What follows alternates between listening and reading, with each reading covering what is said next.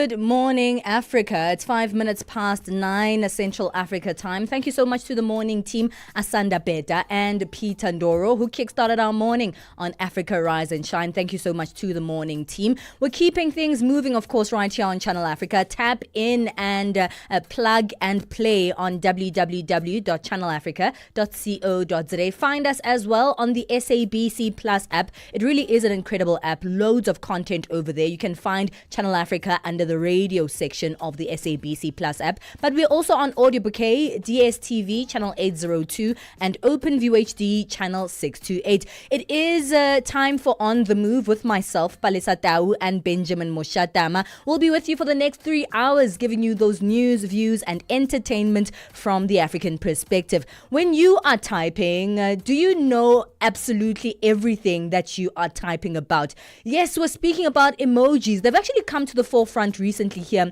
in South Africa through a very big court case that's been televised, and seeing that people might not really understand the implications of using certain emojis. So we're going to be going in that because emojis have become a staple form of our communication. They add color, tone and emotion to our text messages, but they may actually have legal or social consequences.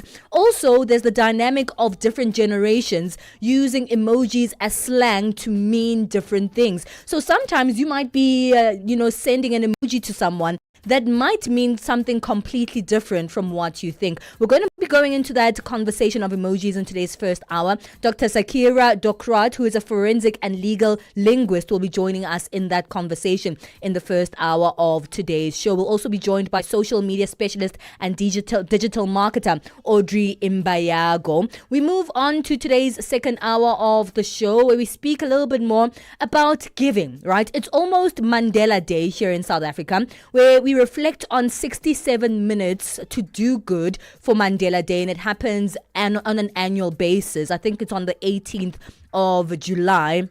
And so we'll be speaking to someone who does a lot of good things. His name is Brent Lindeque, and he's better known as the Good Things Guy. And we're finding out a little bit more about how to do good, not just on that one day that is set aside or a public or a holiday of sorts, but every day in small ways that we can show kindness to others and try our best to be in a society where we try to be kind and good to one another. We wrap up with our Live Well feature this Wednesday morning.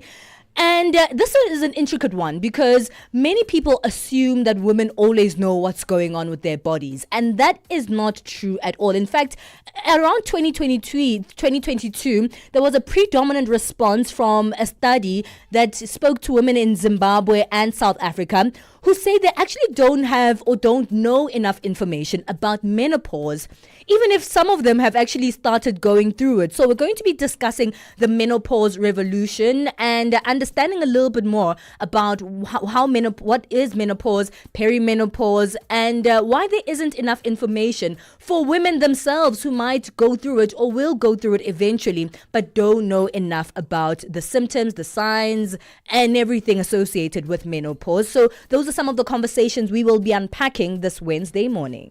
Hey, we're looking forward to all of them, especially that emoji conversation that's coming up right now. I'm looking forward to that one, especially in relation to the Selby Mbenenge case in South Africa, where the Judge President of the Eastern Cape Division of the High Court of South Africa is standing in a tribunal due to sexual allegations. And a part of that particular case has made many references to emojis actually having some sexual innuendos. So looking forward to what do emojis actually mean. What's your take on that one? Remember, you can WhatsApp us on +27 63406 9126. You can also be around your social media. If you are there, let us know what you think on our different platforms, especially on X at Channel Africa 1 being the handle there.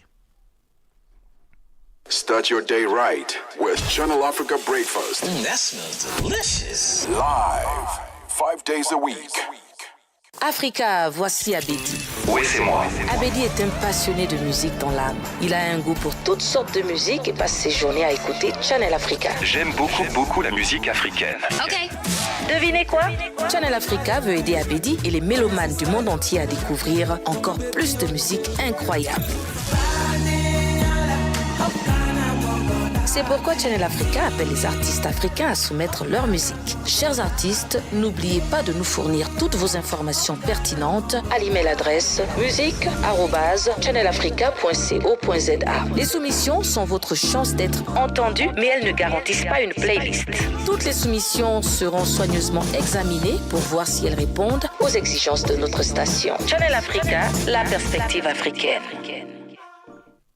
Zanzi, this is more than just a game. It's a celebration of history. 30 years ago, the Springboks united our nation with that iconic Rugby World Cup victory, and now the mighty Boks are back. Don't miss South Africa versus Italy in the 30th anniversary commemoration match this Saturday on the 12th of July at 1600 hours Central African Time. Watch it live on SABC2 or stream it anywhere on SABC Plus app. Download the SABC Plus app today on iOS, Android, or your smart TV. Switch to stream. No subscription needed. SABC Sport, for the love of the game.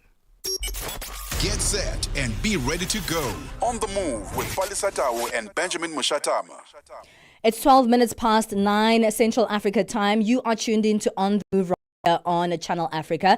One of the most popular forms of communication right now is through text. So we text all the time. I mean, that's how we communicate with one another these days. And it's good, it's convenient, and it allows us to speak and communicate with multiple people at the same time. But it's also something that can land us in big trouble. In fact, recently we've been watching a court case here in South Africa of a judge in a sexual assault allegation case, and the use of emojis was brought up in that conversation as having different kinds of connotations. Sexual connotations were spoken about in that particular one. So do you know what all the emojis you use actually mean? And even though emojis are a staple form of communication, they're great for adding color into a conversation. They add tone and emotion, but they've also been used quite thoroughly as slang. So what you're using as an emoji might not actually be the emoji you're trying to use. I was actually speaking to our colleague earlier, Peter, who said, I keep it safe. I just use the smiling emoji, the crying emoji, and the heart emoji. Mm-hmm. And I said, well, the crying emoji may sometimes mean that you're laughing so hard that you cry. He's like, oh my goodness, I had no idea. Yeah, no bananas, no he hasn't brinjals. used any brinjals. That's what he says. I don't know. I don't know. So we're discussing some of the connotations and the implications of emoji use through text. And we have on the line with us forensic and legal linguist Dr. Zakira Dockrot. We also have on the line social media specialist and digital marketer Audrey Imbayago. I'm going to start with you, Zakira. Doctor, let's speak a little bit about how communication has changed so vastly, especially since we started using text more and more. Good morning, Palesa. Good morning, Benjamin, and good morning to the colleague on the other line. And thanks very much for having me on the show. Look, it's exactly what you said. I mean, communication is evolving, as is language. The two are not static practices. And, the written communication, as you suggested in your introduction, has just taken over. I think we're relying heavily on WhatsApp text messages, especially now.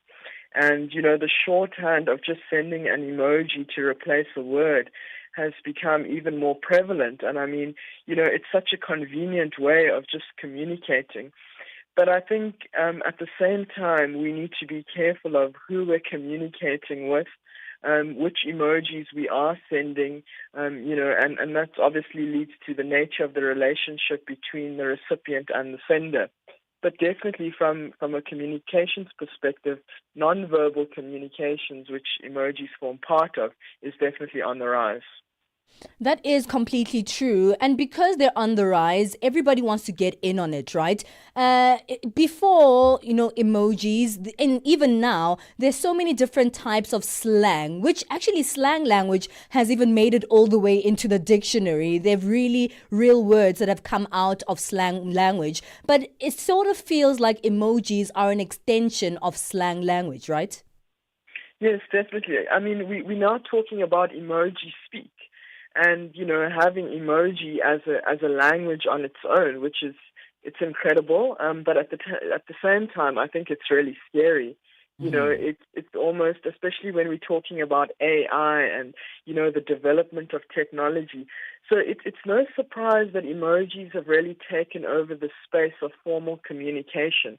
But the lines have suddenly become so blurred because now we can use emojis even in email communication. And I mean, I was just looking at Gmail, and you can actually send an emoji as a reaction, which I also do. Sometimes, instead of just saying noted or thanks, I'll send a thumbs up or the praying hands as a reaction to an email. Now, the question for me is, I mean, is that appropriate in a workplace? Does it depend on the specific setting?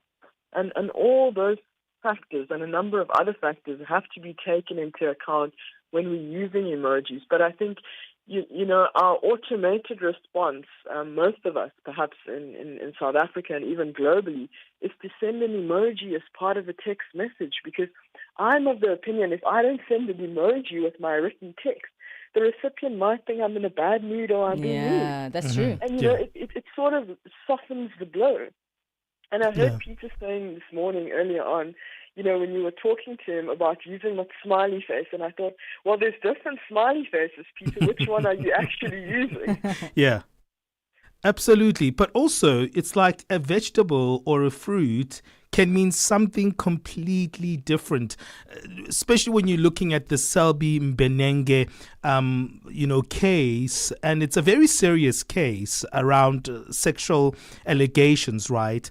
But something as innocent as like a picture of a vegetable or a fruit can mean such loaded meanings. And it's so interesting to see that dynamic actually unfold in front of our eyes and us actually creating these multiple meanings around these images.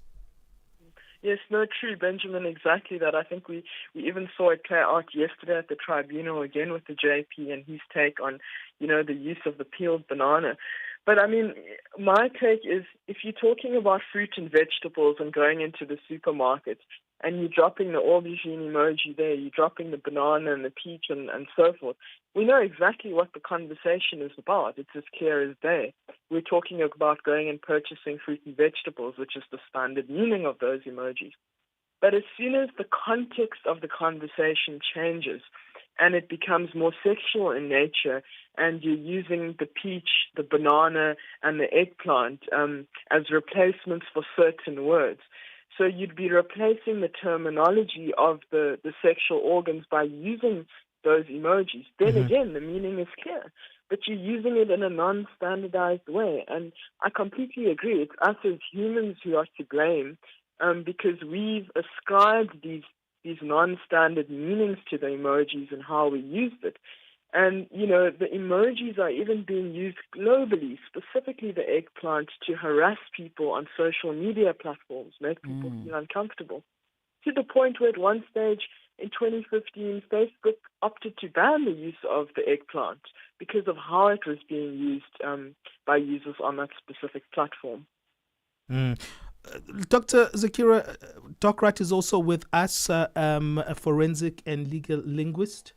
So we also have Audrey in Bayago on the line. Oh, that's Audrey. Okay, so we're speaking to Doctor. All right, let me come to you, Audrey. That's Audrey Imbayago, social media specialist and digital marketer. Audrey, can you hear us there? Yes, I can hear you. Thank you so much for having me once more on Channel Africa. All right, sorry for mixing up names there. But Audrey, let's come to you in terms of your thoughts around these emojis and the concept of them. We'll come to you after the break because I'm also interested from your perspective as a social media specialist, because what can seem harmless at times can take a little bit of a dark side. But we'll come to you after the break. In this episode of Channel Africa Conversations, Peter talks to Dr. Tulisile Buddha, an academic, author, and an expert in indigenous knowledge systems. Join us for a compelling discussion on preserving African languages and traditions in the digital era. Dr. Tulisile unpacks the role of educators, explorers, and how technologies like AI can support cultural preservation, and challenges us to rethink how we honor African heritage. You can find the episode on YouTube, SABC Plus, and on our website, channelafrica.co.za. This episode is a must-listen for educators, creators, and change makers across the continent. Channel Africa, the African perspective. Palesa and Benjamin, fuel your day with fresh African perspective on Channel Africa. Hey, 21 minutes past 9 o'clock Central African time. We're speaking about the meanings behind emojis, and it seems like a staple way of communicating. So let's be clear, there is nothing wrong with actually using emojis. There's a way of just expressing ourselves, and a way of also creating tone in a conversation and bringing color to multiple meanings to what we are intending to say on multiple social media platforms. But at times it can be very more nuanced, and Audrey Imbayago is joining us on the line, a social media specialist and digital marketer, and we've also been speaking to our guest as well, who's been unpacking this one, Dr. Zakira Dokrat, forensic and legal linguist. Let me come to you, Audrey, and get your thoughts on this one. It feels harmless. It should be harmless. However, we are in a nuanced environment when it comes to emojis, because what you think can be something that gives your communication tone can also feel like something that can mislead people from what you actually mean if you don't know the nuanced meanings of these things. That is so true. And looking at how people have even used the emojis to push movements, like when people were using the watermelon for the Israeli movement that was going on TikTok, you'll find that it can just be as harmful as much as it is just as good.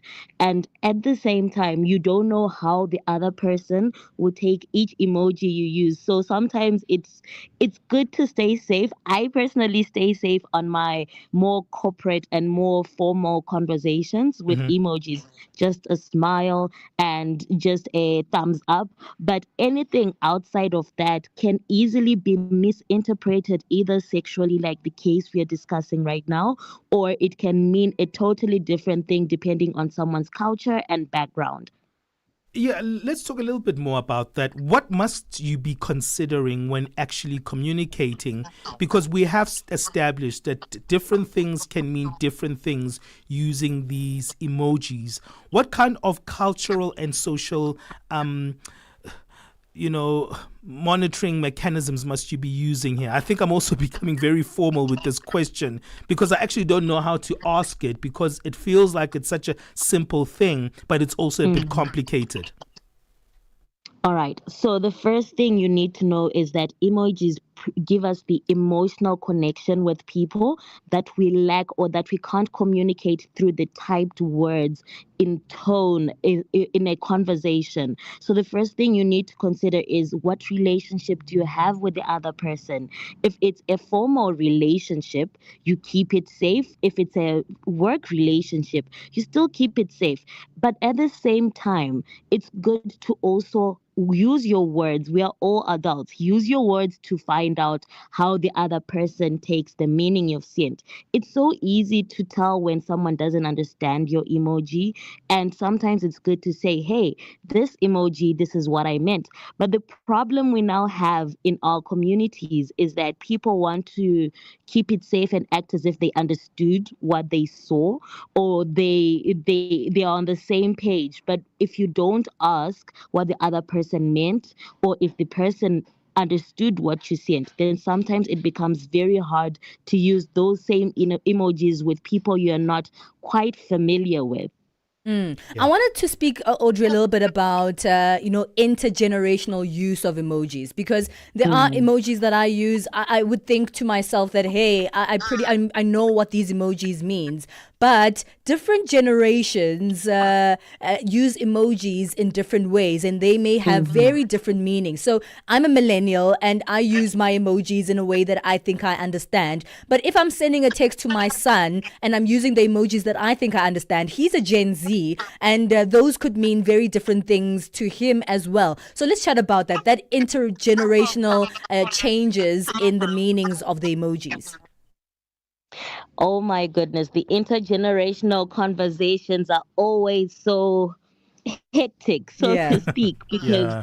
our slang is so different from the ones with the younger generations, and sometimes we miscommunicate based on that. But the only advice I can give when it comes to that is stay alert. When you see certain things on the internet, try and understand. And as the adult, it's good to take the adult side and use our words to communicate. Sometimes it's also good to just ask them, what does this mean? How do you use these emojis? If you kind of feel like you lost the conversation in between, because the good thing about emojis is if someone uses it in a different way, you will know, you will get a certain feeling of confusion. And using our big people words is always important when trying to understand what the other person is saying in communication. Yeah. Dr. Zakira, let's bring you back into the conversation. What's your take on that generational differences of the utilizations of emojis? Because that's something that is also intriguing and even makes things more convoluted. I think, the generational gap for me is becoming more evident on certain cyber platforms. So from a forensic and legal linguistics perspective, one of the aspects we're looking at with colleagues from the UK as well is how older people on cyber platforms, particularly carrying out cyber crimes, are luring younger children in on group chats using the specific emojis that appeal to the younger audience, appearing as a younger person, having a conversation with them. And that's becoming quite scary. So for us, it's about documenting, how are they doing this? Is there a specific formula that they are using? But what people are doing now is they tend to go to Emojipedia, they tend to Google emojis and check what the meanings of it is. And you'll see, if you just Google it, I'm sure listeners will be doing this as we're having this conversation, there's a list of definitions or understandings of each emoji. And if you type in across countries as well, it becomes a little bit more complicated. So we're not only talking about generational gaps, but we're also talking about, continental gaps as well. And I take your point about the cultural gaps. So all these are contributing factors. So as part of doing the research, when we're looking at specific case studies, so in South Africa, for instance, the chats happening on these online chat rooms would be completely different in terms of how the emojis are used, for instance, to what's happening in the UK and the slang they use there as well. Mm-hmm. So, perpetrators, I think, are also becoming more skillful and doing research of their own in carrying out these crimes. So for us as forensic and legal linguists, we also trying to keep up with the trends. But I think, if you talk to any young person and you ask, and I'm talking here from a teenager to the age of maybe 18 or 21, they will immediately say, no, we communicate with emojis because it's the lingo, it's cool to do so.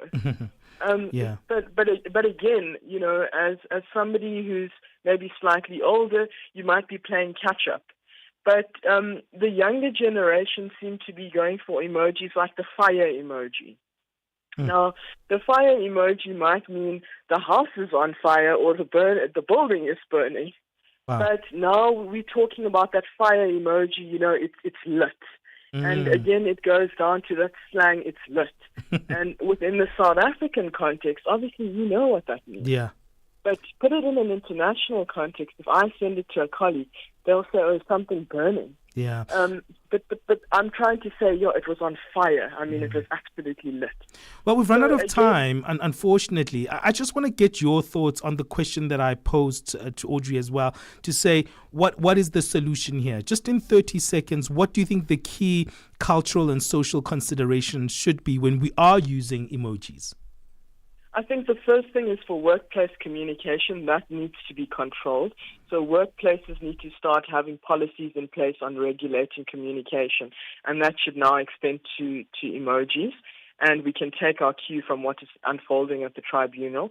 With regards to our everyday communication practices, again, I would just play it safe. I'm a big fan and an advocate of using emojis. I think they're fantastic icons to use, and I would encourage listeners to do so, but do so responsibly. Know who you're communicating with. Understand that certain emojis might have a certain connotation. If you are unsure as the sender of what the emoji means, just don't use it. Just write the word instead. Absolutely. That would be my solution. Yeah, well, we have to leave it there. Thank you so much to both of you for giving us your insights on this one. And thanks to Dr. Zakira Dokrat, who's the forensic and legal linguist. Thank you as well to Audrey Imbayago, social media specialist and digital marketer. Thank you for joining us, ladies. Well, that takes us to 9:31 Central African time. Let's get our latest sports. Sports on Channel Africa. The African perspective. Good morning, guys. We begin with football news. Nigeria Football Federation, the NFF, and their fans are optimistic that the Super Eagles can still qualify for the 2026 World Cup in the USA, Canada, and Mexico if FIFA docks South Africa's 3 points. This after Lesotho Football Association, Lesotho FA, has formally requested FIFA to deduct points from Bafana Bafana World Cup qualifying campaign due to the alleged fielding of an ineligible player, Tebogo Mokoena. The Secretary General of Lesotho Football Association, Mokgosi Mohapi, says they are hopeful that FIFA will stick by its rules. The Lesotho Football Association is a member of FIFA who is in good standing, and we are obligated, therefore, to protect the integrity of sport. And we are also obligated to assist FIFA in protecting the integrity of the game. Now, we are merely saying, FIFA, live and die by your regulations. And if you have precedents where you have deducted points before, on matters that are very similar to the one that is the subject today, do so that then we know your notion of fair play is applied irrespective of who is the perpetrator in this instance. On to rugby news. The Springboks coaching team has made 8 changes to the team's starting lineup for the second test against Italy in Gqeberha this weekend. These include a new centre pairing of Andre Easthuizen and Kenan Moody, while Grant Williams and Manny Libok will start at halfback. Team coach Rasi Rasmus says the changes in the team have nothing to do with last week's performance. But the changes are more respect for Italy than our performance itself, because we had a very experienced team, and I guess that makes it really difficult for the opposition to play against, but very easy to analyze in terms of how you know the strengths and weaknesses of opposition, where it's very tough for us to have really see where's there, maybe you know where the players' individual strengths are, but you don't know where their weaknesses are because you haven't played against them before. And now we had one game against them, and the guys who played last week could transfer a lot of knowledge to the guys playing this week. Springbok winger Magazole Mabimbi says it's good to be back in his home province. I think all of us as a team, we're very excited to be back here. I think the last time we were here was after COVID, 2001. And also we did see the kind of the love the time we arrived at the airport at the same time. And also when we play in PE for the Islam, and it just hit different because people don't experience what other people experience to the cities. Can be sharks, can be storms at the same time. So it's very rare Springbok play here. So I'm sure people are very excited to come in numbers to watch us. And finally, a crowdfunding drive for 17-year-old Zimbabwean karateka Bongeka Mbogoto Mguni ended in triumph, with the karateka clinching a silver medal at the 2025 African Union Region 5 Youth Games held in Namibia. In order to meet expenses to attend the tournament, Mguni, who lives with albinism, appealed for $150 for travel costs, but the public responded overwhelmingly and raised $596. Prominent advocate for albinism and cancer awareness, Marvelous Chuma, spearheaded the campaign. Undeterred by the controversy, Mguni excelled, earning a silver medal in the under 65 kgs karate tournament. For any sports stories you'd like to share with us, please do send an email to newsroom@channelafrica.co.za or call us on +2711 714 4459. This is Channel Africa Sport with me, Figelele Ngwadi. Sports on Channel Africa. The African Perspective. Get Channel Africa on DSTV Audio Bouquet. Channel 802. Africa at Play with Neto and ETO Chairman. The Confederation of African Athletics, CAA President Mr. Hamad Kalkaba Malboum, talk to us about the state of athletics in Africa as it stands, and what picture are you looking at 5 years later? Yeah, athletics in Africa is strong. We are able to organize our major events in time. Like this year, we will have the under 20 and under 18 African Championship in Nigeria. Next year, we will have the senior in Ghana. In 2027, we will go back to Algeria to organize the under 18 and under 20. And then 2028, we will have the senior championship in Gaborone in Botswana. Well, by this program, we can increase our performance. And at the same time, we are considering the fact that within the British Federation, they are identifying young talent every year within their national program, within the scholarship championship. And so the athletics in Africa is in good standard. Live every Saturday and Sunday from 2 to 5 p.m. Central African Time. Step into the heart of the day on the move with Palesa and Benjamin. Thank you for that sports update, Figelele Ngwadi. Let's keep things moving with our latest business news. Thabiso Lohoko is standing by. Business news on Channel Africa. The African Perspective. Thanks, Palesa, and good morning. South Africa's Minister of Finance, Sino Kotongwana, says government's efforts to get off the international grey list are progressing well. South Africa was grey listed by the Financial Action Task Force in 2023, flagging concerns over anti-money laundering programs and the problem of counter-terrorist financing. Some members of parliament have complimented the National Treasury's efforts that may lead to the country being removed from the list early next year. Delivering the Treasury's vote in Parliament, Kotongwana says government's wide approach has assisted. But to complement and finalize this work, a general laws anti-money laundering and combating terrorism finance bill to further improve our ability to combat money laundering, terrorism financing, and proliferation financing is being finalized for another round of public comment and tabling in Parliament in the quarter of 2025. Meanwhile, Minister Kotongwana has confirmed that a review of the budgetary process has been completed. For the first time in democratic South Africa, the tabling of the national budget was called off and then challenged in court, mainly due to differences among partners of the government of the national unity. It took Kotongwana 3 attempts to successfully table the 2025 budget. He delivered his department's $5.16 billion budget vote in the National Assembly yesterday. Clearly, over the term, all of us have realized that there's a substantial need to do a review of the budget process. And that review has resulted in actionable performance proposal, of which the short-term changes will be implemented in 2026 budget process. The changes include cabinet approval of a budget guidelines in order to strengthen the technical and political interface.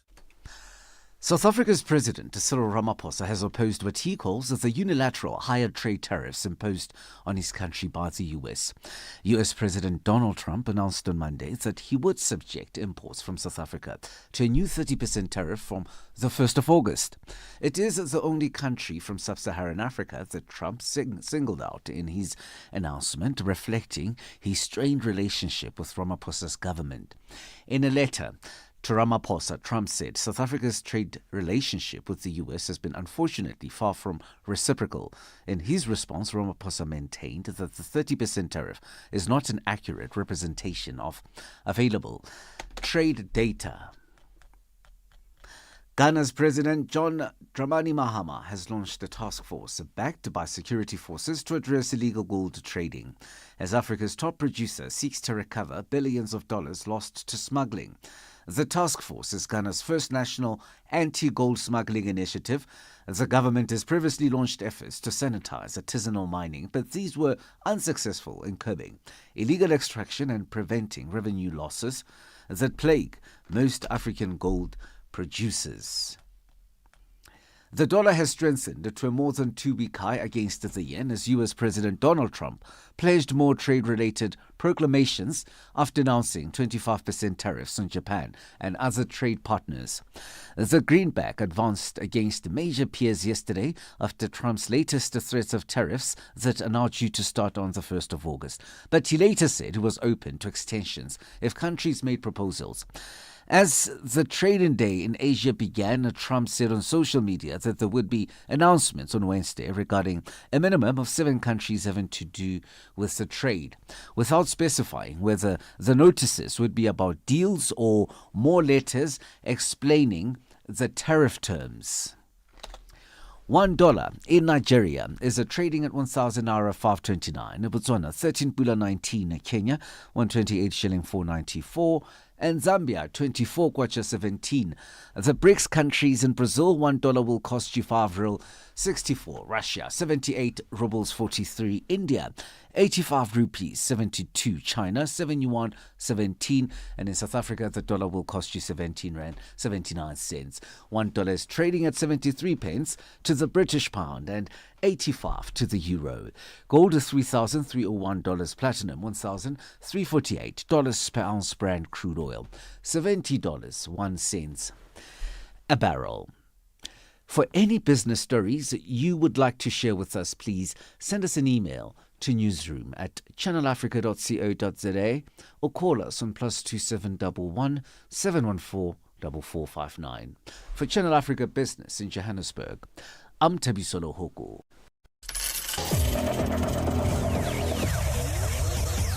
Business News on Channel Africa.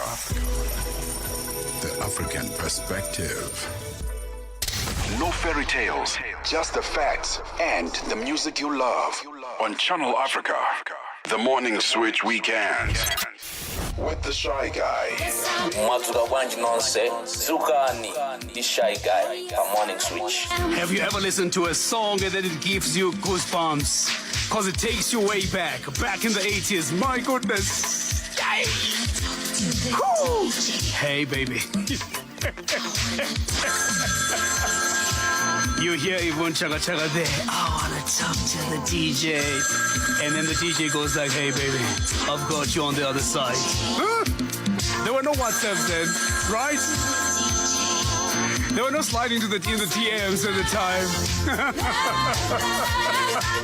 Oh, man.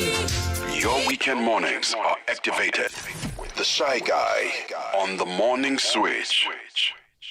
SABC Sport brings you Chasing the Sun, a powerful 5-part documentary series about the Springboks telling the rousing tale of their path to redemption and ultimate World Cup glory in 2019. Starting 13 July at 7:30 p.m. on SABC2, tune in every Sunday for the highs, the heartache and the heroics that made rugby history. Stream each chapter on SABC Plus anytime, anywhere. No subscription needed. Don't miss Chasing the Sun, this Sunday, 7:30 p.m. on SABC2. Be there when history shines. Benjamin Moshatama and Palesa on the move.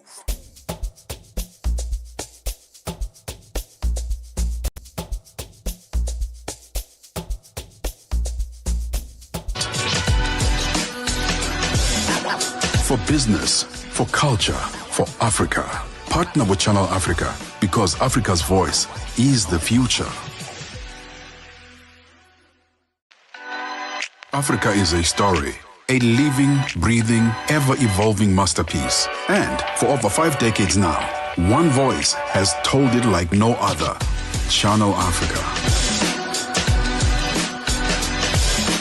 More than just a broadcaster, Channel Africa is the pulse of the continent. African-led, African-run, and deeply rooted in its heritage. It's the only international station that speaks to Africa in its own voices. English, Kiswahili, Chinyanja, French, and Portuguese. The languages that unite 1 billion people.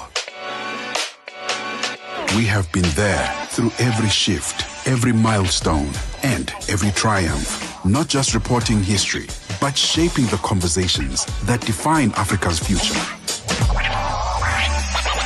For brands, media planning, and advertisers, Channel Africa is more than just a platform. It's an opportunity. With 25 compelling shows covering current affairs, sports, business, music, and lifestyle, we deliver an engaging Pan-African audience ready to connect, invest, and act. Multi-award winning, internationally recognized, digitally accessible across the globe. When Africa speaks, the world listens, and Channel Africa makes sure of it. For business, for culture, for Africa, partner with Channel Africa, because Africa's voice is the future.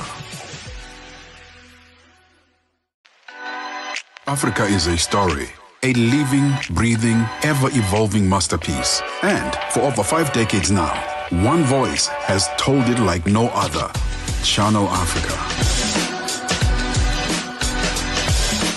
More than just a broadcaster, Channel Africa is the pulse of the continent. African-led, African-run, and deeply rooted in its heritage. It's the only international station that speaks to Africa in its own voices. English, Kiswahili, Chinyanja, French, and Portuguese.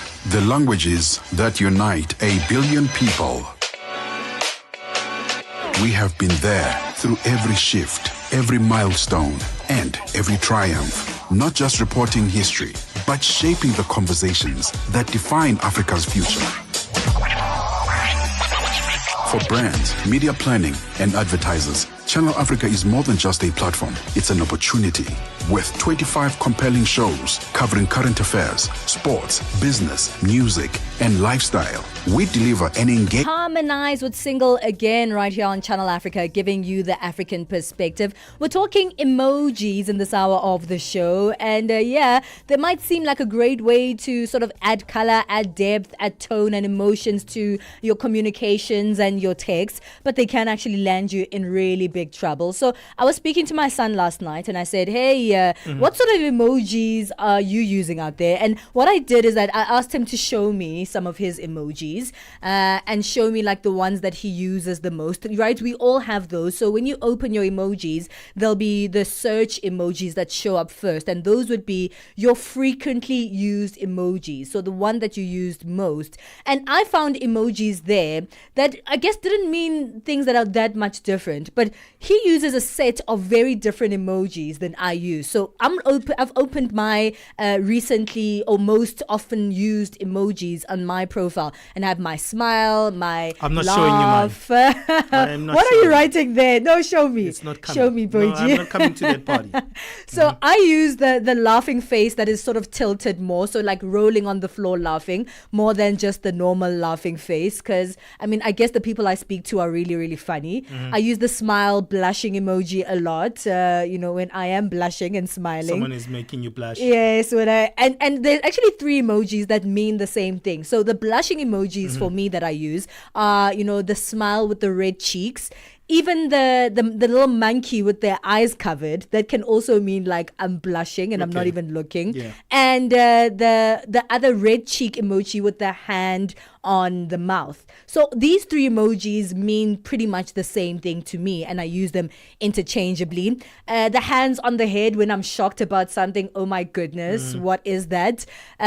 Face palm. So the hand over the palm on the face. That just means I don't like it's embarrassed. So what did your son embarrassing. Because yours are very normal. Right, mine are very normal, but he had very normal emojis as well. Okay. But what I found different was he had a lot of the clown emoji, which was up there. So it's also almost like a joking emoji, I'm clowning you. So when you're not really being serious about something, you use the clown face. What else did he? The skeleton. He uses the skeleton a lot. And the skeleton, quote unquote, means I'm dead. And I'm dead means I'm laughing so hard, I'm dead. Yeah. So he uses the skeleton emoji a lot. We use that now. It's becoming more mainstream. Yes. Yeah, I'm looking at mine. They're actually not harmful. I use the dancing one a lot. Yes. Because I'm always trying to have fun with my friends. So convincing them to let's go dance, let's go jive. And then I've got a lot of hearts because I speak a lot with my partner. Hearty hearts. And then I've got, I've also got tears as well. A lot of tears here, but these are fake tears because I'm trying to convince someone to do something for me. Yeah, I also use the tears interchangeably. Yeah. Sometimes I'm like, please. And then I use the tears just like you. But sometimes I'll use the tears alongside the rolling on the floor face. So I'm laughing so hard, I'm crying. Yes. So I don't know. How do you use your emojis? Go through your most commonly used emojis and take a look at what you are often communicating with the people around you. We're chatting emojis in this hour of the show. Let us know on +27 63406 9126 or send us some emojis on our live stream on Facebook and on X. Just not the naughty ones. Please behave yourself. It's 9:51 Central Africa time. Let's take a break. No veggies allowed. We are on Open Views Audio Bouquet. Channel 628. Nelson Mandela taught us that courage is not the absence of fear, but the triumph over it. We should all bear in mind that the greatest glory of living lies not in never falling, but in rising every time you fall. This Mandela Month, Channel Africa salutes everyday heroes. On Channel Africa, the African perspective. Catch us on Satellite Channel PAS 10. Tune in and turn up the volume. This is Channel Africa.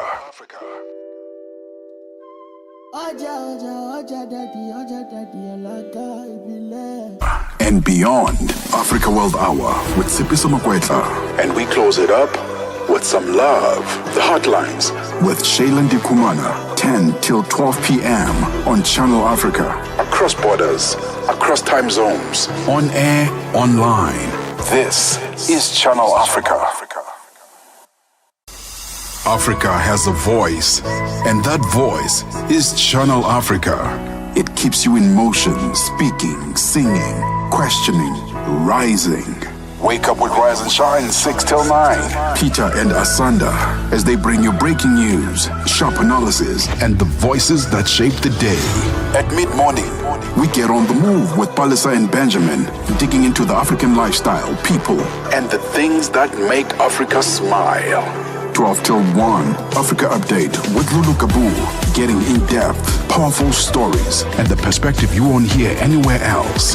The Upside, 1 till 4, live and real, with Tebogo Lepoleni and Matseko Musito. Tamengubene talks money, Africa in business, 4 till 5 p.m. 5 till 6, we put on a little bit more color. Vue d'Afrique, with Joël Muteba.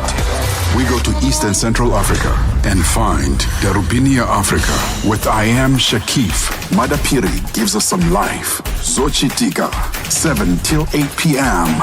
Maria Mokumalo comes in 8 till 9. We get some Lucifer knowledge. Kalodiscopia, 9 till 10. We take a look in Africa and beyond. Africa World Hour with Sipiso Makwetla. And we close it up with some love. The Hotlines with Shailen Dikumana, 10 till 12 p.m. on Channel Africa. Across borders, across time zones, on air, online. This is Channel Africa. Africa has a voice, and that voice is Channel Africa. It keeps you in motion, speaking, singing, questioning, rising. Wake up with Rise and Shine 6 till 9. Peter and Asanda as they bring you breaking news, sharp analysis, and the voices that shape the day. At mid-morning, we get on the move with Palesa and Benjamin, digging into Played the on African... this one, it's titled Why. Before we wrap up this hour of the show, we're chatting about emojis. I'm actually quite interested to find out what kind of emojis that Generation Alpha uses, because I know that even in the way that they see things is actually quite different as well Who's from Generation Gen Z. Alpha? So Generation Alpha comes after Gen Z. So you and I, we are millennials, and after the millennials are the Gen Zs, or what we call here in South Africa, AMA 2000. Mhm. And then after the Gen Zs are the Gen Alpha. So Yeah. that's usually right now maybe the pre-teens, and they are also always on the phone. So I'm pretty sure they have some interesting emojis that they may use. Let me actually find out if there are any Generation Alpha emojis that stand out. I'm actually finding out from AI. You can't find everything out from AI. You never know. You never know what AI can tell you. I don't know any Gen Alphas. Well, I do know I some just Gen saw you Alphas typing actually. there. I'm like, but Yeah, there's I'm like, no way AI is going to tell you. AI can tell me this. Good I was luck. finding out Let's from see AI the results. yesterday what Gen Z emojis, what emojis Gen Zs use. So I'm Okay. pretty sure they'll know this. I'll find out a little bit later. It's a little bit slow. It's not I think giving you a I think my result. computer is a little bit slow. So The thing about the results will emojis, come. also what intrigues me is the fact that we don't know which committee actually agreed what means what. You know, there was no agreement on this one. We didn't sign a petition that said, you know what, this particular icon will mean this. Obviously, there are these obvious ones that, you know, we all know that what a happy face looks like, or what a dance you know, image looks like. But there's some ones that are not obvious. I remember there's a friend of mine who you always used to use a different emoji. Her emojis would always be like, I'd be like, Tebogo, what is this emoji for? It's like, no, I'm just being unique. I'm just being myself. I'm like, but what does it mean? No, Yeah. it's just me being me. Wow. I actually do have a response. So, Gen Alpha love to use the skull emoji. We spoke about that. But they say that, you know, AI says they've replaced the laughing face emoji with the skull emoji. Apparently, the laughing face emoji is more millennial. And in replace of that, they'd rather use the They don't I'm want to be dead like emoji. they don't want to be like their parents. They don't want to be like We're not us. cool like them. No, not at Yeah. all.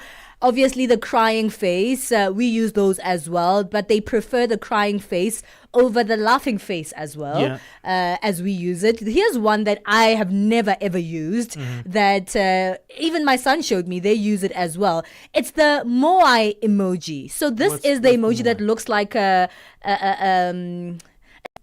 statue of a head.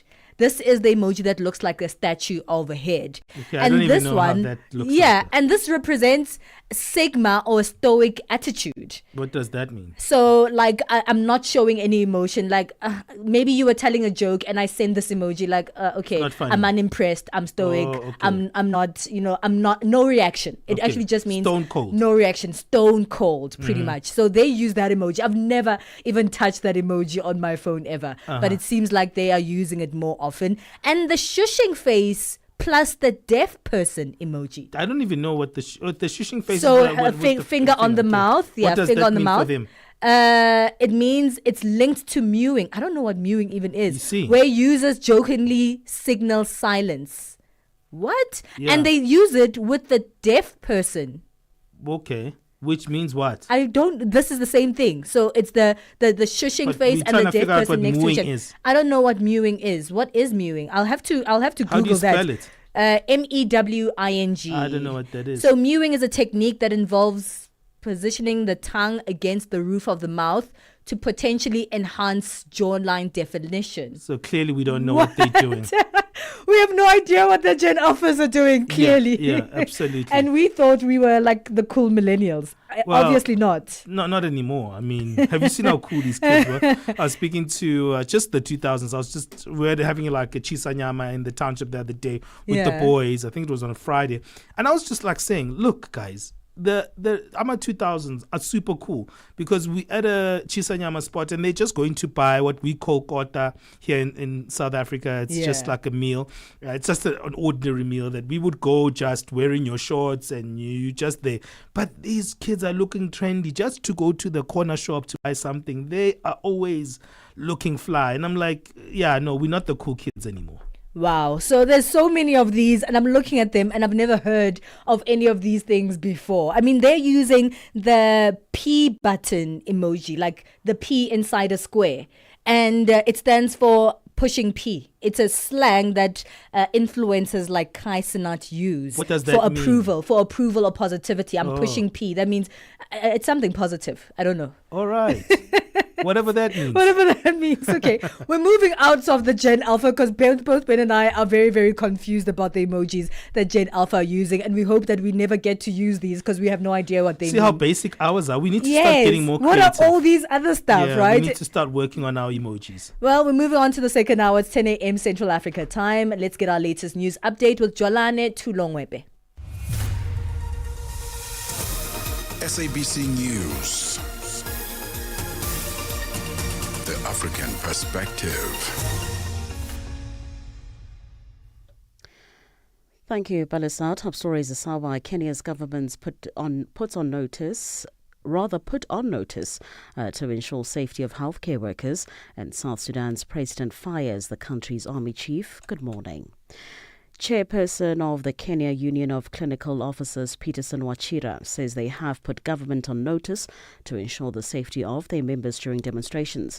At least 2 hospitals in Kenya sustained damage during protests to mark the 35th anniversary of pro-democracy rallies that left at least 11 people dead. Tensions have been running high in the East African nation since the death of blogger Alberto Joang in police custody last month. It brought people back onto the streets a year after anti-government protesters stormed parliament.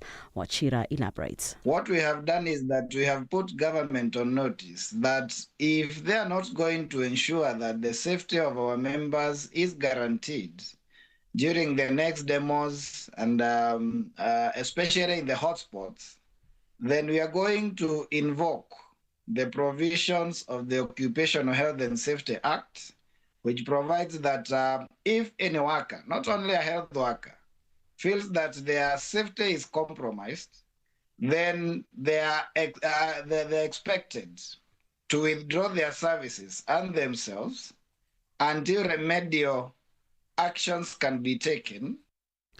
South Africa's Police Minister Senzo Mchunu has admitted knowing Northwest-based businessman Brown Mokhotsi. In a statement, he however says the man is his comrade and not an associate. Mchunu has also denied ever meeting controversial businessman Vusumuzi Kat Matlala, an alleged criminal mastermind and tender king, while Mokhotsi is alleged to be politically connected. The police minister's statement follows KwaZulu-Natal Police Commissioner Nhlanhla Mkhwanazi's damning allegations at the weekend that Mchunu and senior police officials were involved in corruption and interfered crime-fighting operations. Police Ministry spokesperson Kamokhelo Mokhotsi. The minister has never met Mr. Matlala, has never spoken to him, nor has the minister ever requested or received anything from him. The minister did, however, initiate a review of the SAPS tender awarded to him when suspicions of possible wrongdoing surfaced. It was the same tender which has since been terminated. Furthermore, whilst the minister knows and has met Mr. Brown Mokhotsi, he is just a comrade and not an associate of the minister. The minister has never requested or received anything from him. Meanwhile, the Correctional Services Department has confirmed that Matlala has been transferred to the CMAX section of the Hoshimamburu Correctional Centre in Pretoria. This after the department's officials found a cell phone inside Matlala's cell at the centre at the weekend. Matlala is facing attempted murder charges. He's now linked to alleged corruption involving the police ministry. Puseletso Mokwena has the details. Correctional Services spokesperson Singabakho Nxumalo says a decision was made to move Matlala to the prison's CMAX section after being found with a cell phone. He is considered a high-risk inmate. Matlala's name has hawked headlines following the explosive revelations by KwaZulu-Natal Police Commissioner Nhlanhla Mkhwanazi on Sunday about Matlala's alleged links to Police Minister Senzo Mchunu. Was awarded a 360 million SAPS Health Services tender, which was later cancelled. Matlala now faces attempted murder charges together with his wife for the alleged attack on actress and socialite Tebogo Tebejane. South Sudan's President Salva Kiir has fired the country's army chief after 7 months in the post and has named a replacement. No reason was given for the firing of Paul Nang Majok. The announcement on local radio said Kiir had appointed Dao Aturjongas, the new chief of defense forces.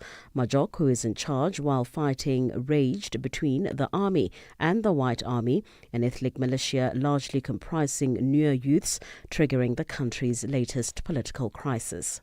And finally, US President Donald Trump says he's not happy with his Russian counterpart, Vladimir Putin. He was speaking to the media during a cabinet meeting at the White House.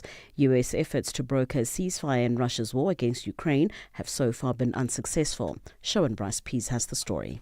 Trump also said he had approved sending US defensive weapons to Ukraine and was also considering whether to support a Senate effort that would impose additional steep sanctions on Russia because of the war, punitive actions that could include US sanctions on countries that purchase Russian oil and gas, among other measures. Trump said Putin was very nice all the time, but that it turned out to be meaningless as mediation efforts stall. Trump also noted that Russian and Ukrainian soldiers were dying by the thousands in the war.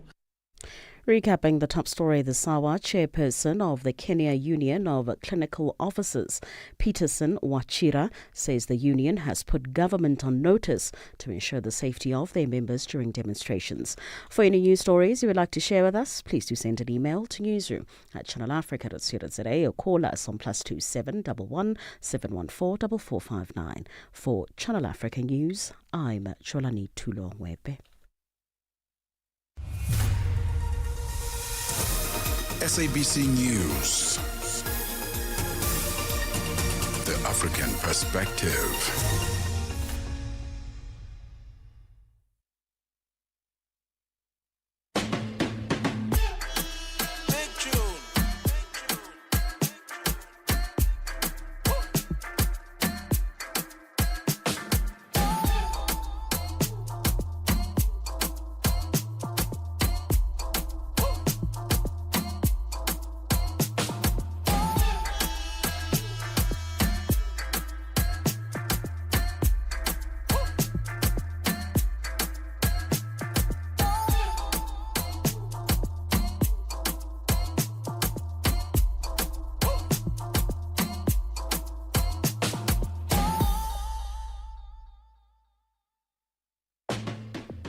Hey, thank you for joining us. It's 7 minutes past 10 o'clock Central African time. You're listening to the best place to actually get African content. We look at things from not a country basis, but really a continental perspective. We have voices from different parts of the continent. I really don't think anyone does it better than us here on Channel Africa. This is where you get news, information, and entertainment from an African perspective.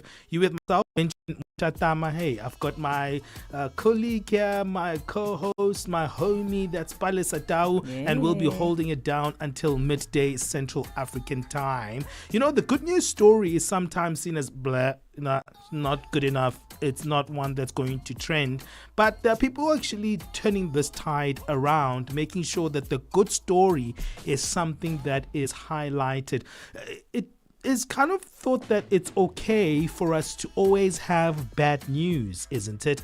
But there's Brent Lindeque, who is better known as the Good Things Guy, and Brent has become a beacon of positivity in South Africa, using his platform to really highlight the good, inspire change, and remind us that it's sometimes a small action that can bring big change. In fact, all the time, if you do something that's positive, it has such a huge ripple effect on the people around you. So we're going to explore some good news as we approach Mandela Day. We know it's around the corner. It's dedicated to 67 minutes in honor of Nelson Mandela's 67 years of service. But we know that Brent does this throughout the year, and he always tells the positive story of what's happening here on the African continent, specifically here in South Africa. Absolutely. We then move on to our Live Well feature in the final hour of today's show. We're going to be speaking about menopause, which, even though it is something that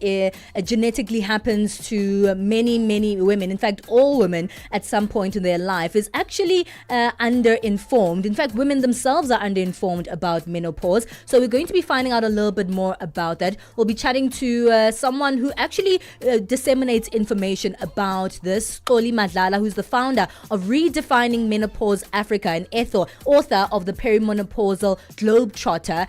She's also called a menopause coach. So we're going to be chatting about that in the next hour of the show. Stay with us. There's a lot to speak about from the final hour all the way until 12 p.m. Central Africa time. And we're going to be having these conversations on our socials with you, not just on air. Find us live on Facebook, Channel Africa. Find us live on YouTube at Channel Africa 1 and chat with us. Send all the emojis you can, just not the bad ones, on at Channel Africa 1. We're on X, we're on Instagram, we're on TikTok, on Threads, on YouTube, and on Facebook. Let's go.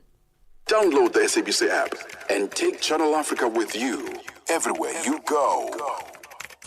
Africa in Business on Channel Africa. The president of the Arab Bank for Economic Development in Africa, Badea, Dr. Sidi Ould Tah, he is vying for the presidency of the African Development Bank, the AFDB. He positions himself as a fervent defender of economic integration and structural transformation on the African continent. So I do believe that I have a 360 view of the development challenges in the continent with my experience from both the supply side and the demand side. But more importantly, my vision is to bring on board all the stakeholders and to have a holistic approach for the development of the continent and to develop partnership across the continent and outside the continent, bringing all the stakeholders together to work for one goal, is to make Africa great for life and livelihood of the African population. Bringing the African markets into your home. Channel Africa, the African perspective. Mzansi, this is more than just a game, it's a celebration of history. 30 years ago, the Springboks united our nation with that iconic Rugby World Cup victory, and now the mighty Boks are back. Don't miss South Africa versus Italy on the 30th anniversary commemoration match this Saturday, 12 July at 4 p.m. Watch it live on SABC2 or stream it anywhere on the SABC Plus app. Download the SABC Plus app today on iOS, Android, or your smart TV. Switch to stream, no subscription. SABC Sport, for the love of the game.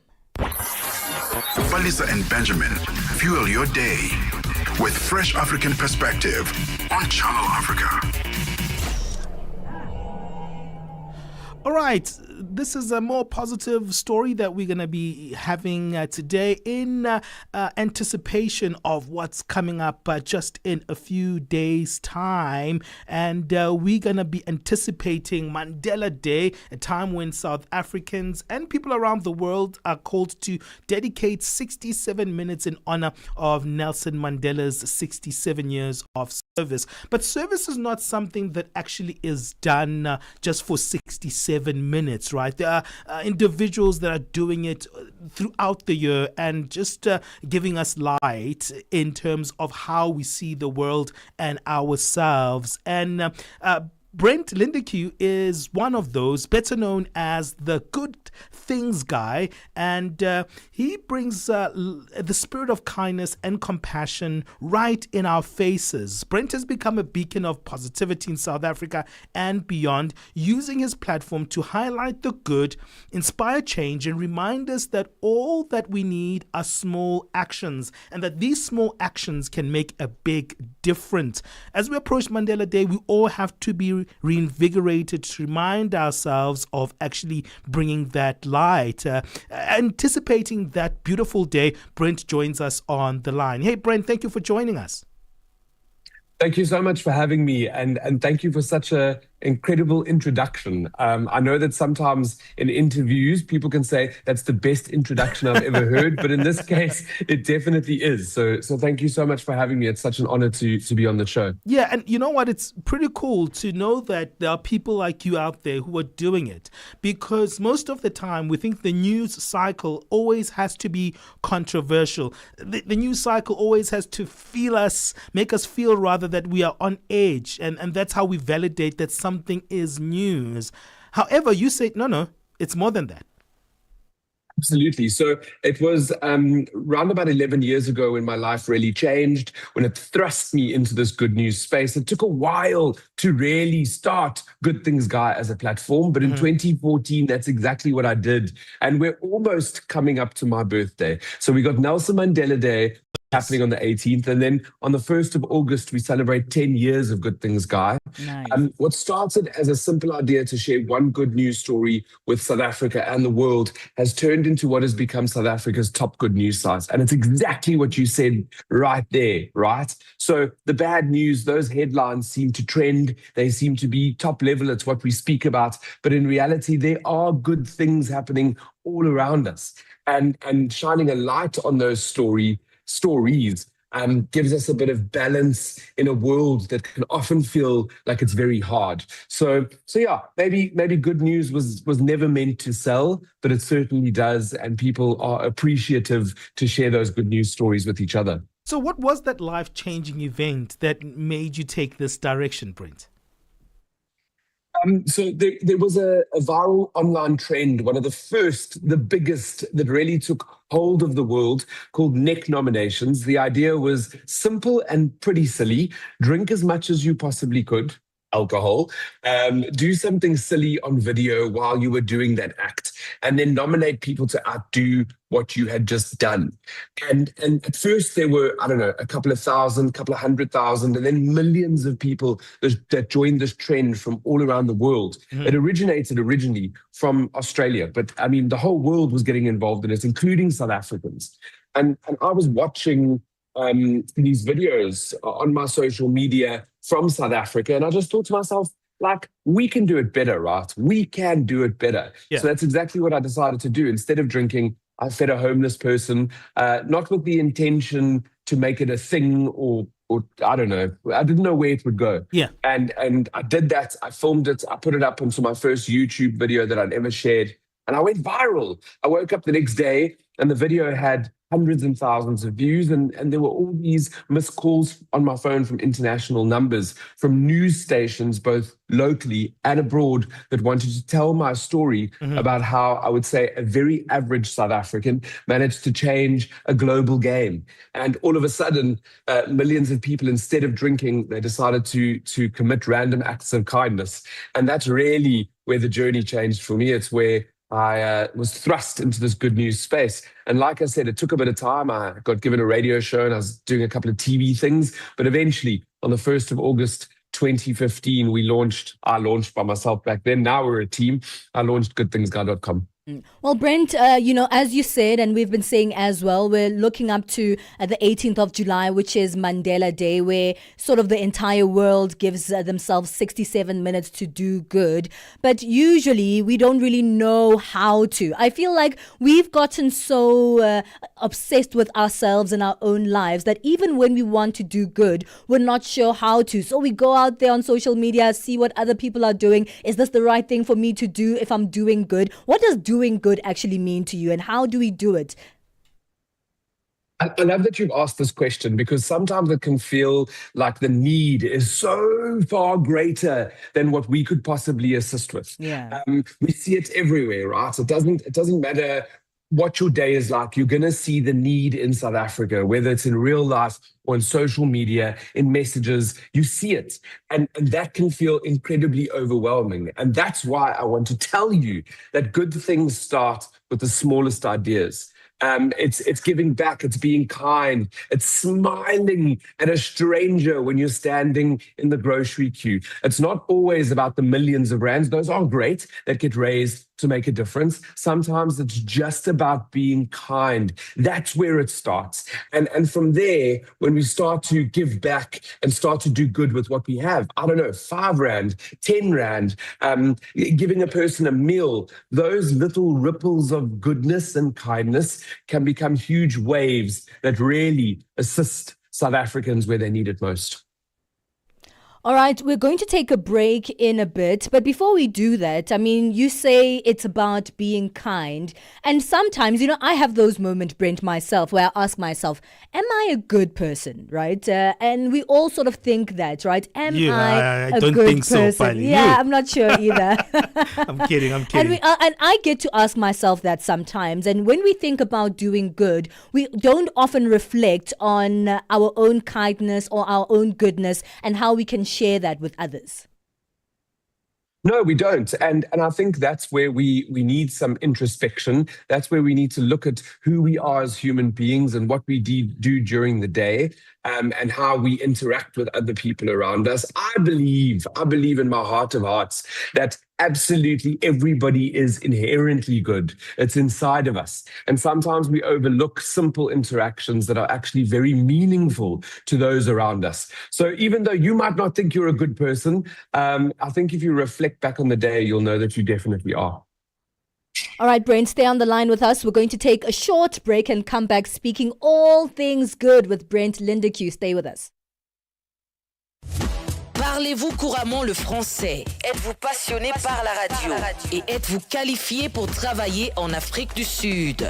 Envoyez-nous votre CV et vos 3 minutes démo en MP3 à @channelafrica.co.za pour avoir une chance de rejoindre la famille Channel Africa.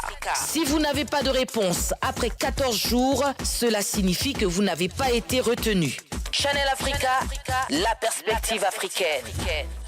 Start your day right with Channel Africa Breakfast. That smells delicious. Live, 5 days a week.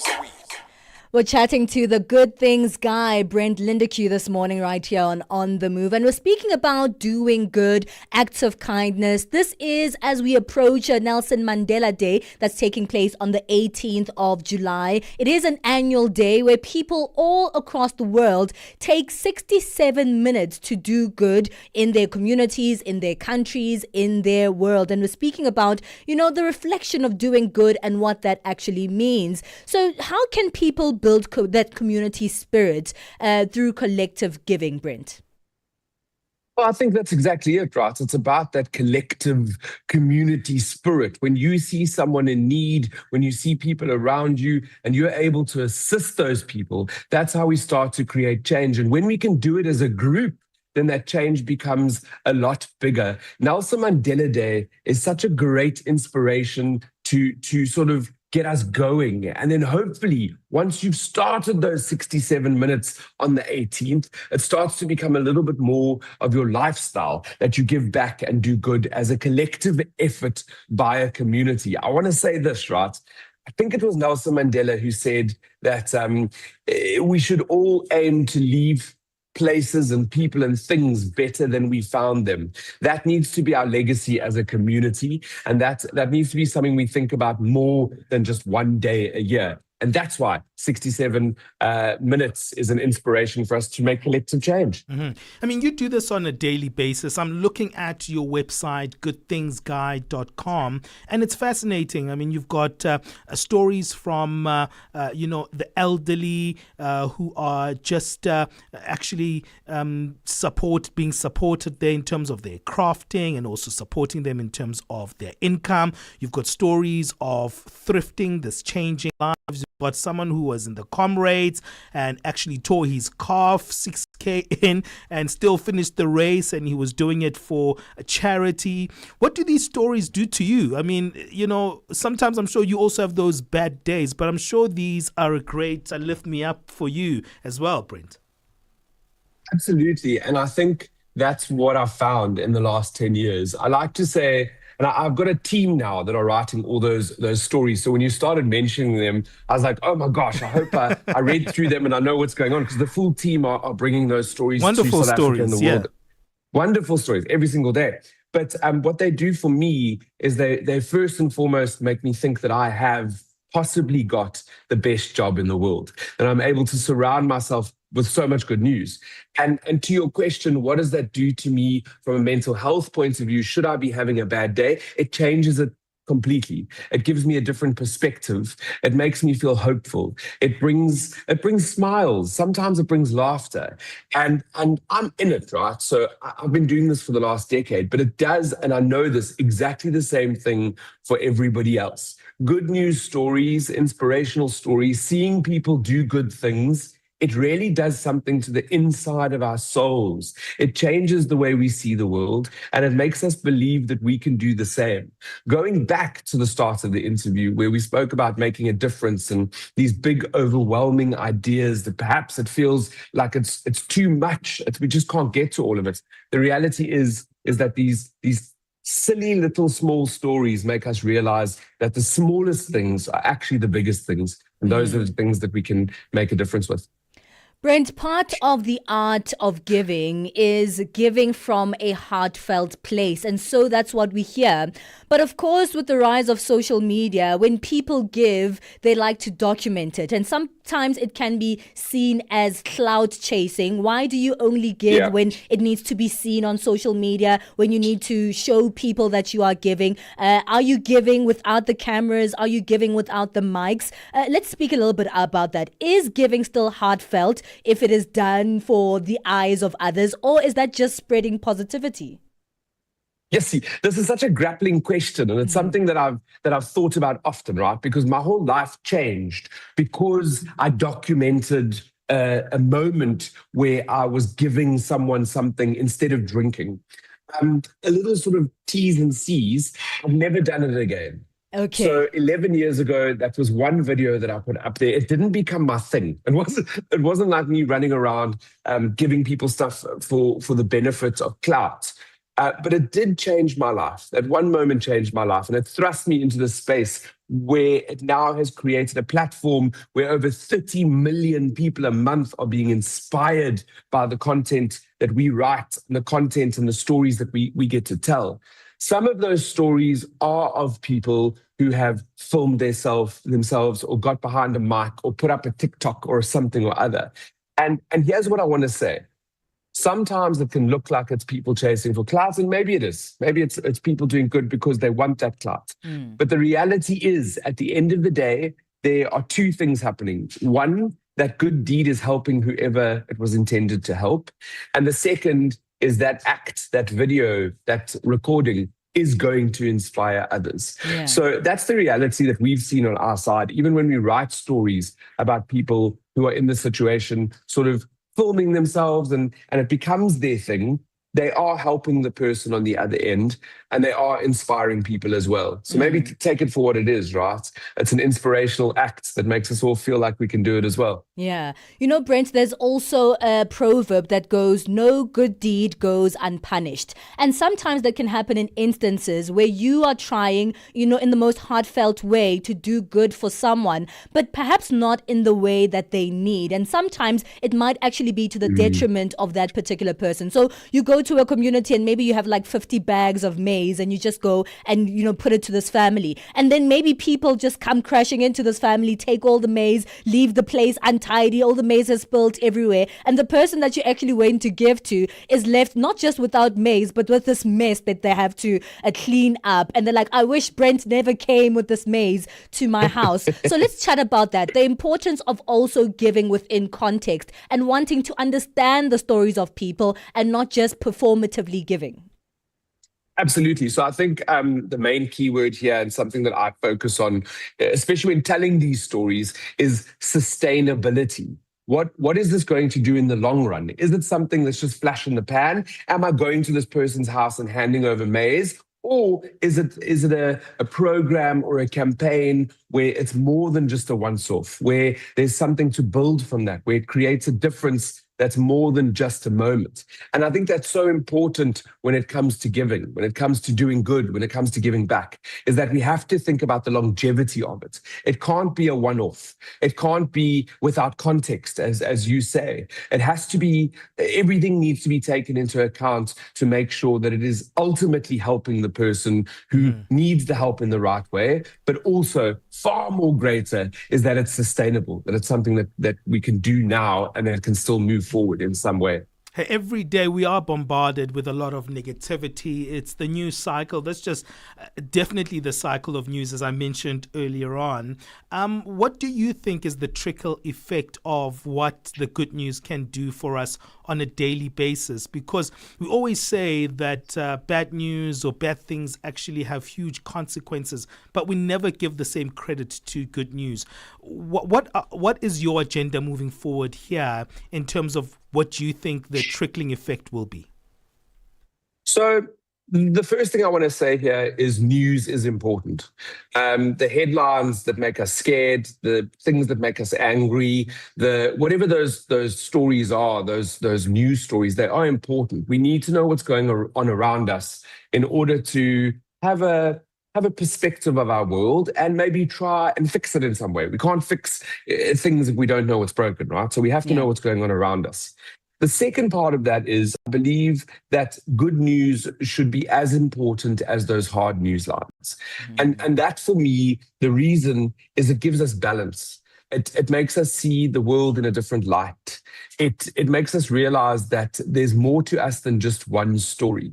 There's a fantastic African quote that says, one story is incredibly dangerous because it doesn't show the full part of who we are. We're complex. We're all complex.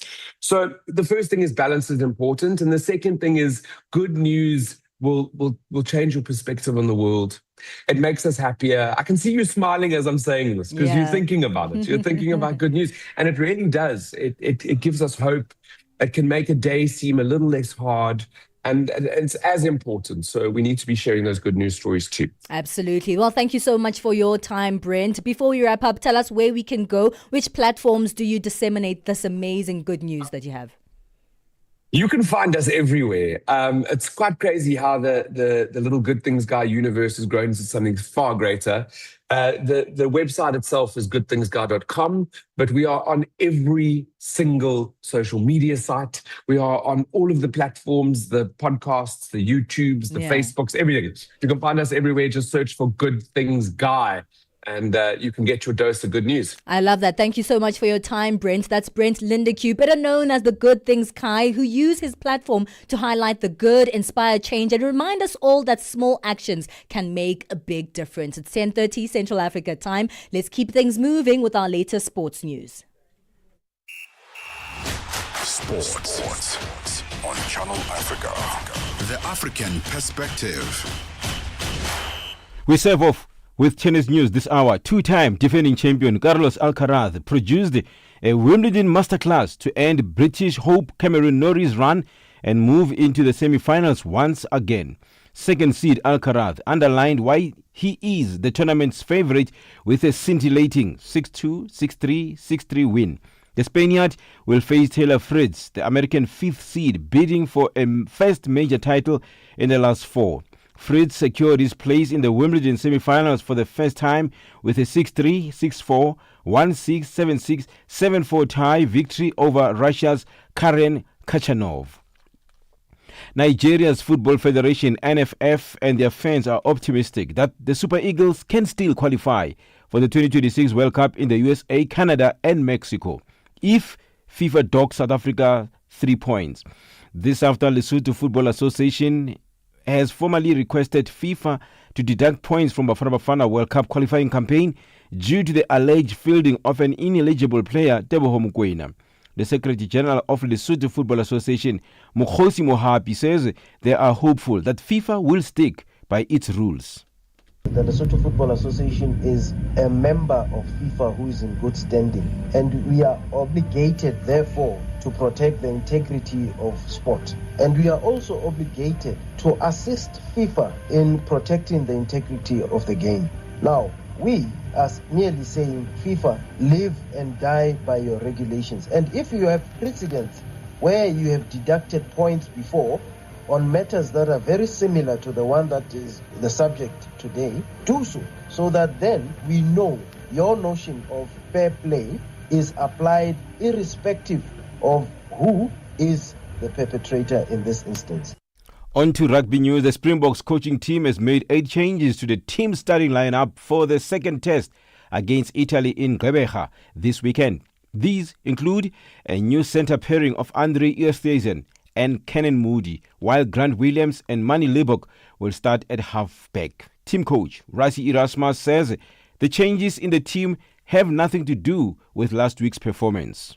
But the changes are more respect for Italy than our performance itself, because we had a very experienced team, and I guess that makes it really difficult for the opposition to play against, but very easy to analyze in terms of how you know the strengths and weaknesses of opposition, where it's very tough for us to have really see where's there, maybe you know where the players' individual strengths are, but you don't know where their weaknesses are because you haven't played against them before. And now we had one game against them, and the guys who played last week could transfer a lot of knowledge to the guys playing this week.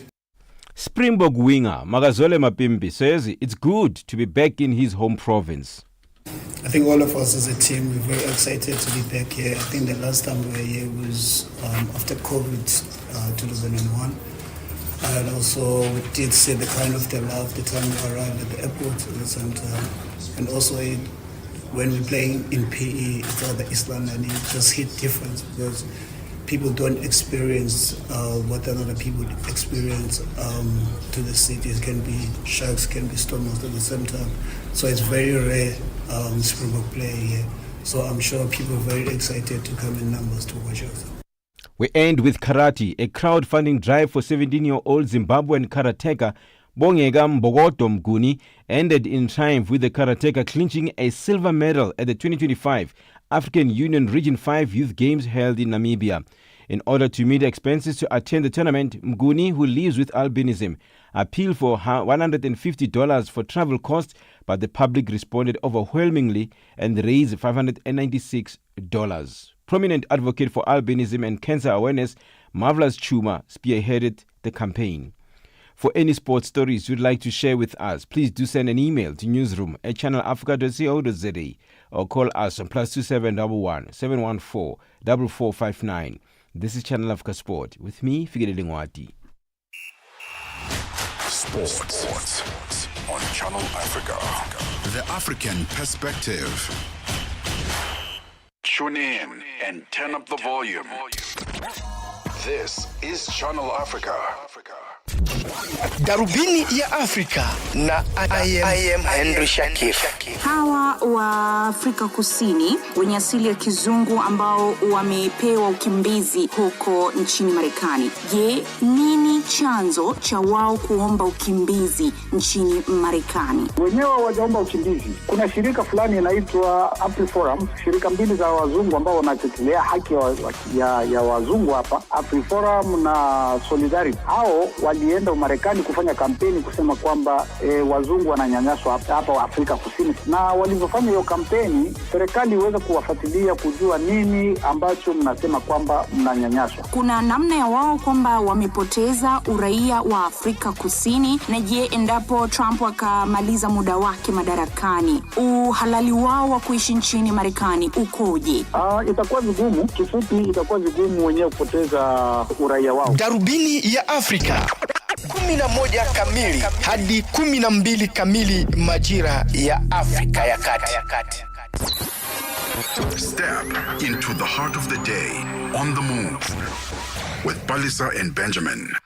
Thank you so much, Brafix Fikile Ngwati, for that sports update. We're keeping things moving with Thabiso Lehoko, who has our latest in business. Business news on Channel Africa. The African perspective. Thanks, Palesa, and good morning.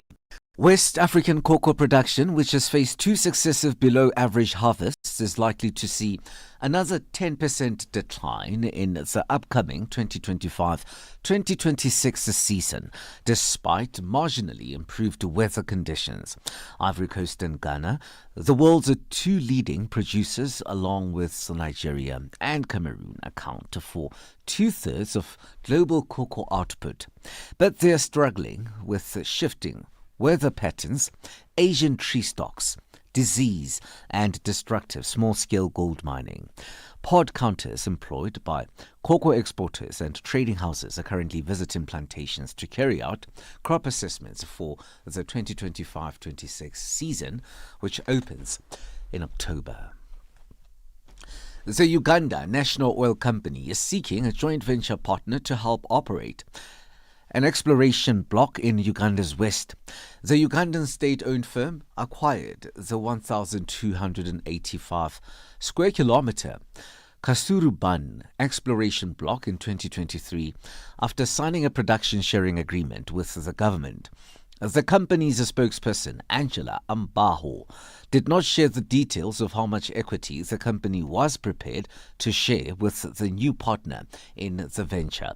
The sharing agreement was initially signed for 2 years and is subject to 2 renewals for the same period. South Africa's Minister of Finance, Moshatama, says government's efforts to get off the international grey list are progressing well. South Africa was grey-listed by the Financial Action Task Force in 2023, flagging concerns over anti-money laundering programs and the problem of counter-terrorist financing. Some members of parliament have complimented the National Treasury's efforts that may lead the country to being removed from the list early next year. Delivering the Treasury's vote in parliament, Moshatama says government's wide approach has assisted the process. But to complement and finalize this work, a general laws anti-money laundering and combat terrorism finance bill to further improve our ability to combat money laundering, terrorism financing, and proliferation financing is being finalized for another round of public comment and tabling in Parliament in the quarter of 2025. Meanwhile, Minister Moshatama has confirmed that a review of the budgetary process has been completed. For the first time in democratic South Africa, the tabling of the national budget was called off and then challenged in court, mainly due to differences among partners of the Government of National Unity. It took Moshatama 3 attempts to successfully table the 2025 budget. He delivered his department's $5.16 billion budget vote in the National Assembly yesterday. Clearly, over the term, all of us have realized that there's a substantial need to do a review of the budget process. And that review has resulted in actionable performance proposal, of which the short-term changes will be implemented in 2026 budget process. The changes include cabinet approval of a budget guidelines in order to strengthen the technical and political interface. European shares nudged higher, supported by defense stocks as investors awaited signs of progress on a trade accord with the United States. The Pan-European Stoxx 600 index was up 0.2% at 546.94 points. Other major regional indexes also traded higher. U.S. President Donald Trump said on Tuesday that he will probably tell the European Union within 2 days what rate it can expect for its exports to the United States, adding that the 27-member bloc had been treating his administration very nicely in trade talks. $1 in Nigeria is trading at 1,000 naira 529. Botswana 13.19. Kenya 128 shillings 494, and Zambia 24 kwacha 17. The BRICS countries in Brazil, the dollar will cost you 5.46. Russia 78 rubles 43, India 85 rupees 72, China 7 yuan 17, and in South Africa the dollar will cost you 17 rand 79 cents. $1 is trading at 73 pence to the British pound and 85 to the euro. Gold at $3,301, platinum $1,348, Brent crude is at $70 a barrel. For any business stories you would like to share with us, please send us an email to newsroom@channelafrica.co.za or on +2711 714 4459. For Channel Africa Business in Johannesburg, I'm Thabisolo Hoku.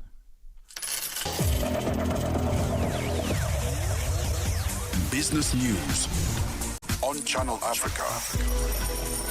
The African perspective. Call us on +27 63 406 9126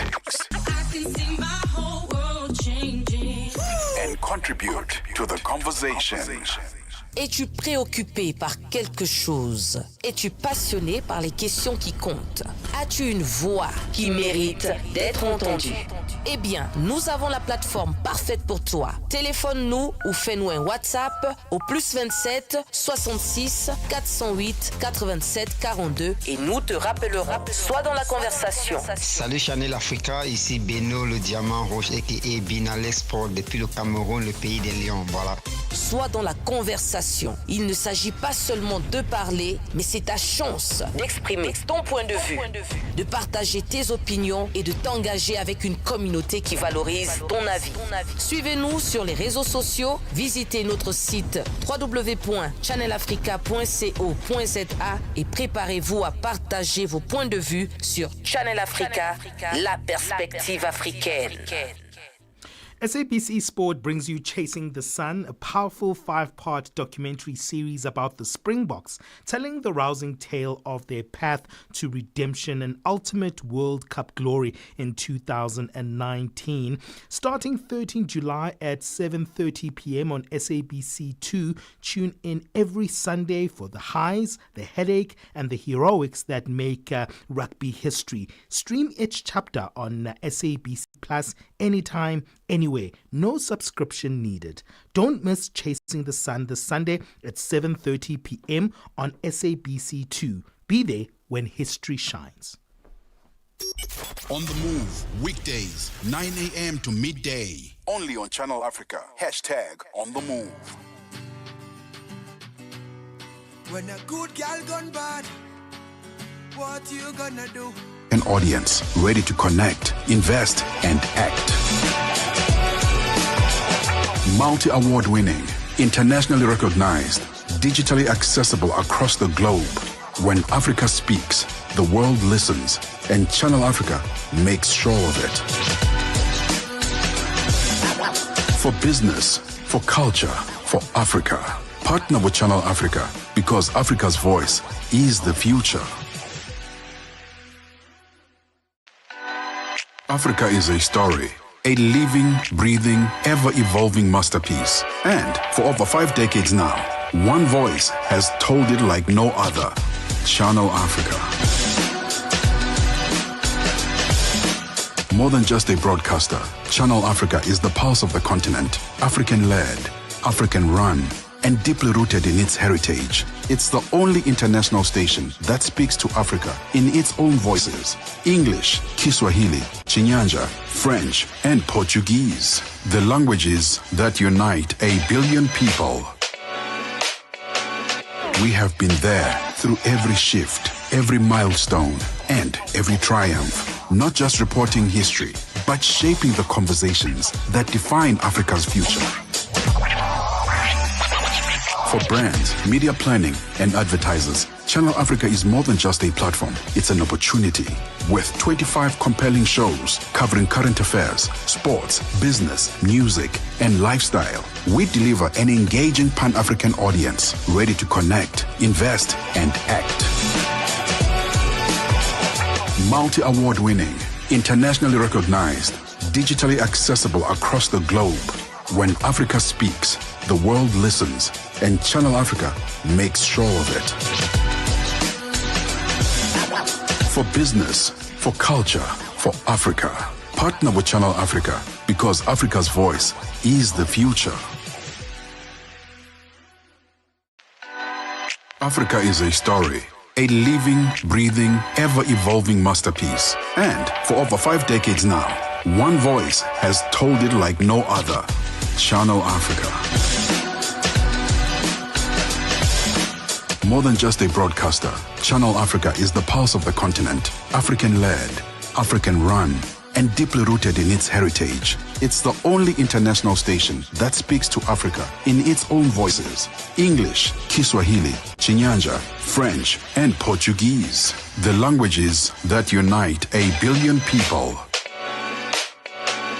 We have been there through every shift, every milestone, and every triumph. Not just reporting history, but shaping the conversations that define Africa's future. For brands, media planning, and advertisers, Channel Africa is more than just a platform. It's an opportunity.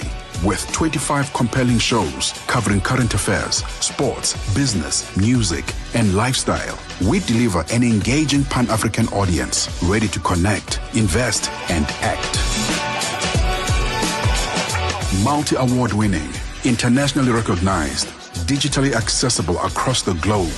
When Africa speaks, the world listens, and Channel Africa makes sure of it.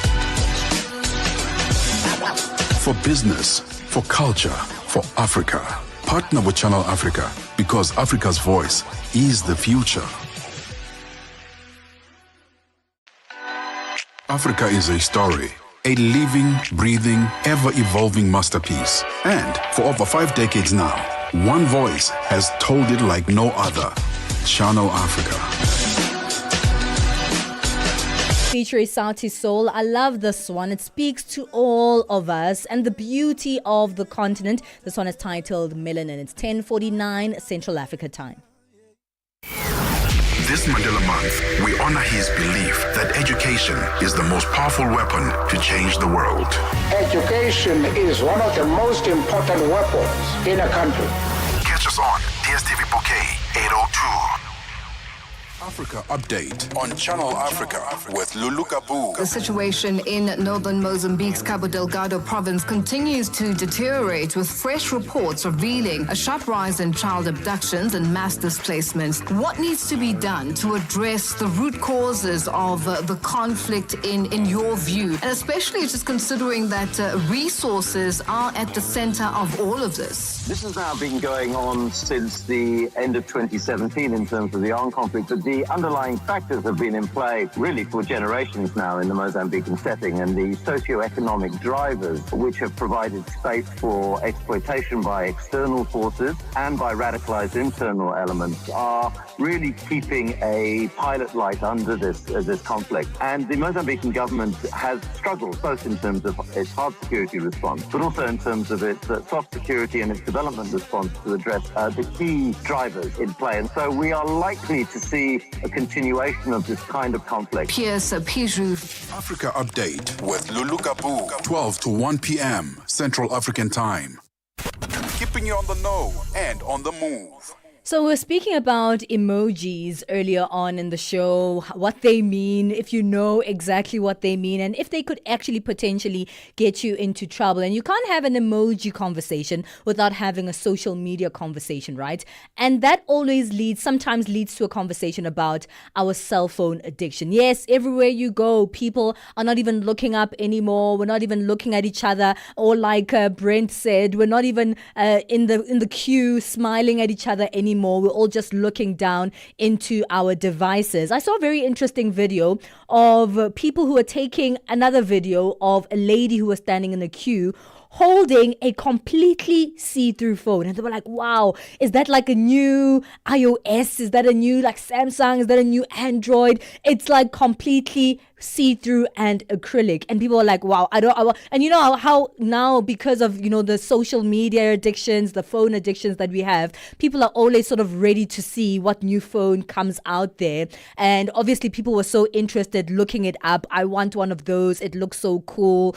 I don't know what the person who's looking into the screen actually sees, if this is completely see-through. And the lady whose video was trending, the one who had the see-through phone in her hand, actually posted a video. She goes by the name of Ask Cat GPT, and it sounds like she has some sort of a solution to cell phone addiction. Listen to this. This is a methaphone. It is exactly what it looks like. A clear piece of acrylic shaped like an iPhone. But why does it exist? My friend is actually the inventor and creator of these, and he told me that what he wanted to test was, if we're all so addicted to our phones, then could you potentially curb somebody's addiction by replacing the feeling of having a phone in your pocket with something that feels exactly the same? Now, I commentate on technology on society, right? So obviously I have something to say here. I think the reason 13 million people and counting are intrigued about that video of me in the boba shop and why this is so completely sold out right now is because this little piece of acrylic feels like a physical artifact that directly responds to this collective tension we all feel about how our devices, which are meant to make us more connected, are actually having the exact opposite effect. This is not news. I don't need to report this. But even as we're all astutely aware of that, like, what are we supposed to do? We're all just individuals up against what? The entirety of big tech? And I think that's why this little piece of acrylic feels so empowering. I mean, honestly, look, have I used my phone less in the past week that I've been carrying this around with me? Probably not. But just the idea that I could have something in my life, something I can touch and hold, and the conversation that this little guy is sparking online, that's what really. Interesting, isn't it? I don't get it. You know what? I was for it until she said she hasn't actually. Well, it was only a week into it, used right? Her phone less. I'm like, what's the point of holding another device so that you can? But I think I sort of get it, right? Because I think about all the instances where I'm not particularly actively using my phone, but I'm so used to having it around me, and sometimes I use it as a form of not interacting with the outside world. So, for example, when I come out of my car and I'm in the mall, I might not be chatting to anyone, I'm not on a phone call with anyone, but I always have my phone in my hand, and sometimes I'm always glancing at it, right? Almost For like, what reasons? almost like, I don't know, it's almost like I'm in anticipation of something happening on my phone. So I'm saying this is exactly what I do all the time. Yeah. I always have my phone in my hand, even when I'm not using it, and I'm always glancing at it for no reason. And even when I'm glancing at it sometimes, maybe I'm in a queue, I'm like, okay, nothing's really happening on my phone, so let me go and open TikTok, let me open this. Now imagine if you still have that same feeling of, because now it sort of feels like something that keeps you there, right? That makes you feel the world connected. is coming to an end. It is.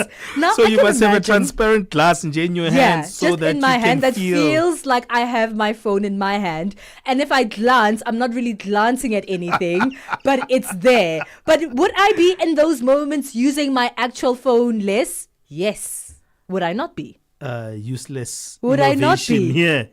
Okay, we're both coming from different sides of the story. Where do you stand in this conversation? If you think you have a phone addiction, or if you just wanted to like reconnect a little bit more and move away from your phone, do you think having this clear acrylic piece of glass in your hand that feels like your phone, would that help you not be on your phone as often, or not rely on your phone as just like a crutch to rely on? So I do use my phone a lot as a crutch, simply because it's in my hand, so I don't have to think about other things, right? So it is a crutch of sorts. Or do you think this is completely useless? I don't know why we're doing it, and it makes zero sense. Madness, like Ben I does. tell you.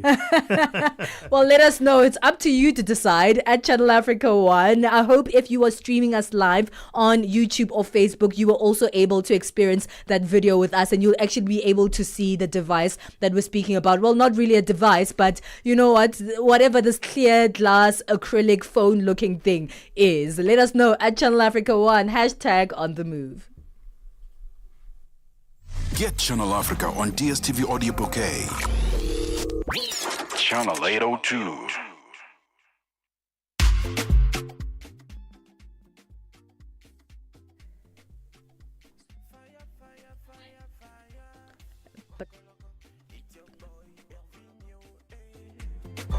Like boy, hey. Fire, fire, fire, fire. Baby, shake your waist. Get it, show me the way. Fire, fire, fire. More than just a broadcaster, Channel Africa is the pulse of the continent. African-led, African-run, and deeply rooted in its heritage. It's the only international station that speaks to Africa in its own voices. English, Kiswahili, Chinyanja, French. This hour of the show. Don't forget that if you've missed the conversations we've had so far, you can have them with us continuously, and those that you know, those that you love, by tuning into our podcast. Go to our website, www.channelafrica.co.za. Click on the programs tab on our homepage. You'll taken to a page full of Channel Africa shows, each one of them as interesting, and they all give you that African perspective. But this is the show you're looking for. Click on the Move, and under our show's details, that is where you can find our podcast, not just of today's conversations, but many highlight conversations that we've had on the show. Yeah, man. We've had so many conversations today, but there's our Live Well conversation that's coming up in the next hour. There was a research that took place, a study in Zimbabwe and South Africa as recently as 2022. The predominant response by women interviewed, part of that was that they had not received or assessed much information about menopause, and that they thought that the physical and psychological issues associated with it had not been had, so it can be endured. And that's worrying indeed, because we think we have enough information in our society, just like Palesa was talking about in a few minutes, always on our phones. We always have access, but information is not really there. And it's interesting that, a large number of women internationally still are navigating their understanding on menopause. We'll look at that in our Live Well feature, and we'll look at what is menopause, look at the stages of menopause, but also the fact that when we were chatting about this in preparation of it, we were talking about how there's also different manifestations of menopause, that it looks differently for different women when it does actually manifest. So that's what's coming up in a few minutes time in our next hour. Do you have questions around that? As a woman, maybe you do experience menopause, or maybe you're anticipating menopause, but you just don't know what the signs are. I was asking the ladies yesterday, I'm like, do you know the difference when you experiencing menopause to something that is probably different, which is a symptom of something else outside menopause? Would you know the differences? What are your questions around menopause? You can WhatsApp us on +27 63 406 9126. That's our WhatsApp number, +27 63 406 9126. We're moving into the final hour of the show. It's 1100 hours Central African time. Let's find out what Jualane has for us in the news. SABC News. The African perspective.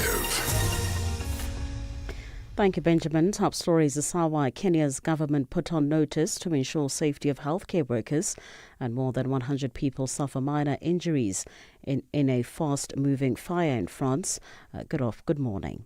Chairperson of the Kenya Union of Clinical Officers, Peterson Wachira, says they have put government on notice to ensure the safety of their members during demonstrations. At least 2 hospitals in Kenya sustained damage during protests to mark the 35th anniversary of pro-democracy rallies that left at least 11 people dead. Tensions have been running high in the East African nation since the death of blogger Albert Ojwang in police custody last month. It brought people back onto the streets a year after anti-government protesters stormed parliament. Wachira elaborates. What we have done is that we have put government on notice that if they are not going to ensure that the safety of our members is guaranteed during the next demos, and especially in the hotspots, then we are going to invoke the provisions of the Occupational Health and Safety Act, which provides that if any worker, not only a health worker, feels that their safety is compromised, then they're expected to withdraw their services and themselves until remedial actions can be taken. South Africa's Police Minister Senzo Mchunu has admitted knowing Northwest-based businessman Brown Mokhotsi. In a statement, he however says the man is his comrade and not associate. Mchunu has also denied ever meeting controversial businessman Vusumuzi Kat Matlala, an alleged criminal mastermind and tender king, while Mokhotsi is alleged to be politically connected. The police minister's statement follows KwaZulu-Natal Police Commissioner Nhlanhla Mkhwanazi's damning allegations at the weekend that Mchunu and senior police officials were involved in corruption and interfered crime-fighting operations.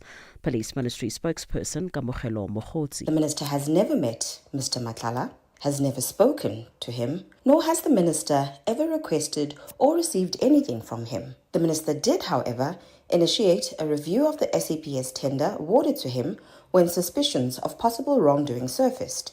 It was the same tender which has since been terminated. Furthermore, whilst the minister knows and has met Mr. Brown Mokhotsi, He is just a comrade and not an associate of the minister. The minister has never requested or received anything from him. Meanwhile, the Correctional Services Department has confirmed that Matlala has been transferred to the CMAX section of the Hoshimampuru Correctional Centre in Pretoria. This after the department's officials found a cell phone inside Matlala's cell at the centre at the weekend. Matlala is facing attempted murder charges.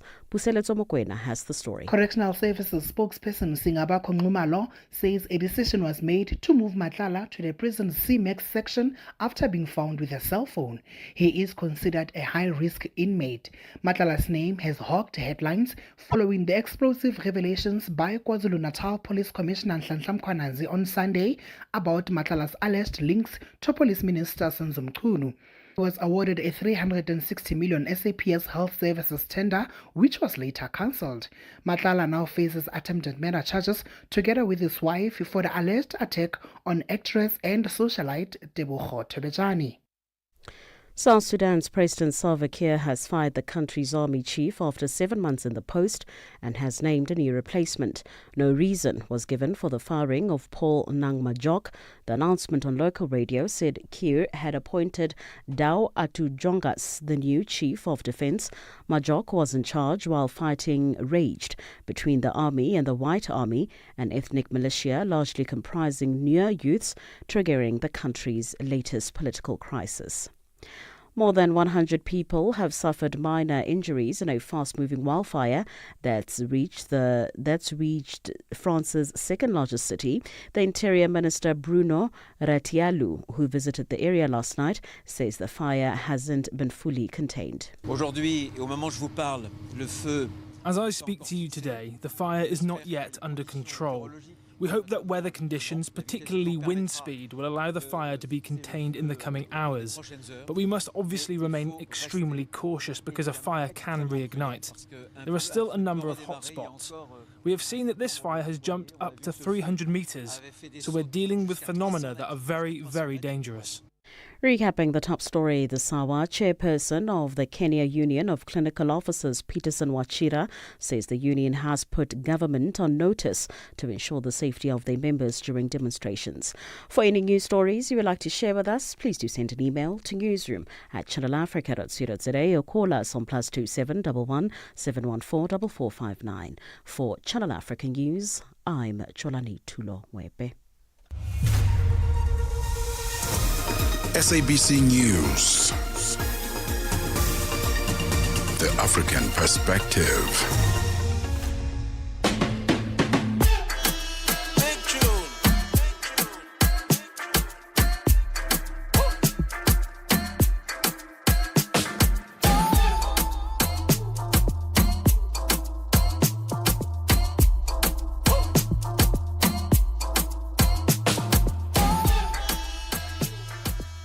It's hour 3 of 3 here on Channel Africa. This is On the Move with myself, Palesa and Benjamin Moshatama. Time flies when you're having fun, and we certainly have been enjoying the conversations that we've been having with you this morning, from emojis all the way to menopause, which is what we'll be speaking about in today's Live Well feature. This way we speak all things wellness and health.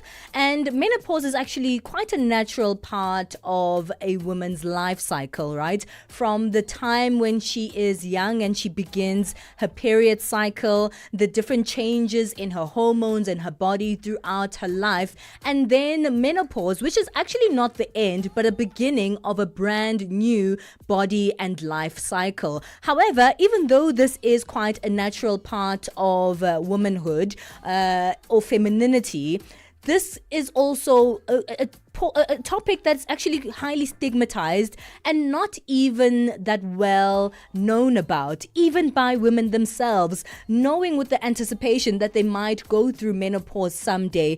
So many women are actually ill-informed and don't have access to the information they need about menopause. And some of them actually think that they've been socialized to believe that all such physical and psychological issues that are associated with menopause have to be endured.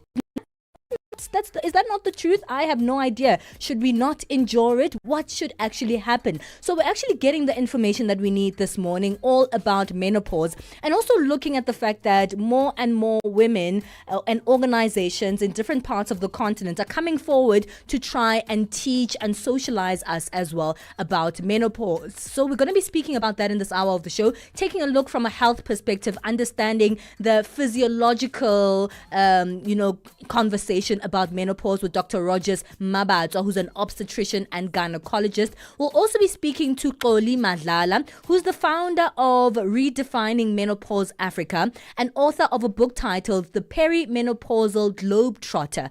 She also refers to herself as a menopause coach. So we're going to be finding out perhaps some of the social and psychological aspects of menopause in this final hour. Something to definitely look forward to be informed about, and hopefully to disseminate and create awareness around. The truth is, you never miss out here on Channel Africa. We always make sure that you can catch up on all our content. If you want to check out our video conversations on our YouTube, we have, as we always say, a streaming platform where you can actually see how the studio is like, and we bring in the conversations with our guests on the streaming platform. So you can catch up on those streaming on our YouTube page. Our YouTube page is Channel Africa 1. It's the number 1 there at Channel Africa 1. We always love to know that you are with us. So visit that page and you'll be able to catch up on the different conversations on our YouTube page. But also you can visit our website on www.channelafrica.co.za there for more of our podcasts. Remember, all you have to do is click on programs on the landing page. It will direct you to our podcasts. África. Conhece o Ntivani? Claro que sou eu. Ntivani é o amante da música de corpo e alma. Eu amo música africana. Ele aprecia todos os tipos de melodias e passa os seus dias a ouvir a Channel Africa. Okay. Adivinha só, a Channel Africa quer ajudar o Ntivani e os amantes da música em todo o lado a descobrir ainda mais música incrível. Por isso, a Channel Africa está a convocar artistas africanos a submeterem as suas músicas. Músicos, lembrem-se de nos dar todas as informações relevantes no music@channelafrica.co.za. As submissões são a vossa oportunidade de ser ouvidos, mas não garantem inclusão na lista. Todas as submissões serão cuidadosamente analisadas para verificar se cumprem os requisitos da nossa estação. Canal África, a perspectiva africana. Mzansi, this is more than just a game, it's a celebration of history. 30 years ago, the Springboks united our nation with that iconic Rugby World Cup victory, and now the mighty Boks are back. Don't miss South Africa versus Italy in the 30th anniversary commemoration match this Saturday, 12th July at 4 p.m. Watch it live on SABC2 or stream it anywhere on the SABC Plus app. Download the SABC Plus app today on iOS, Android, or your smart TV. Switch to stream, no subscription. SABC Sport, for the love of the game. Channel Africa and you have got something in common. The thirst for knowledge. Palesa and Benjamin fuel your day with fresh African perspective on Channel Africa.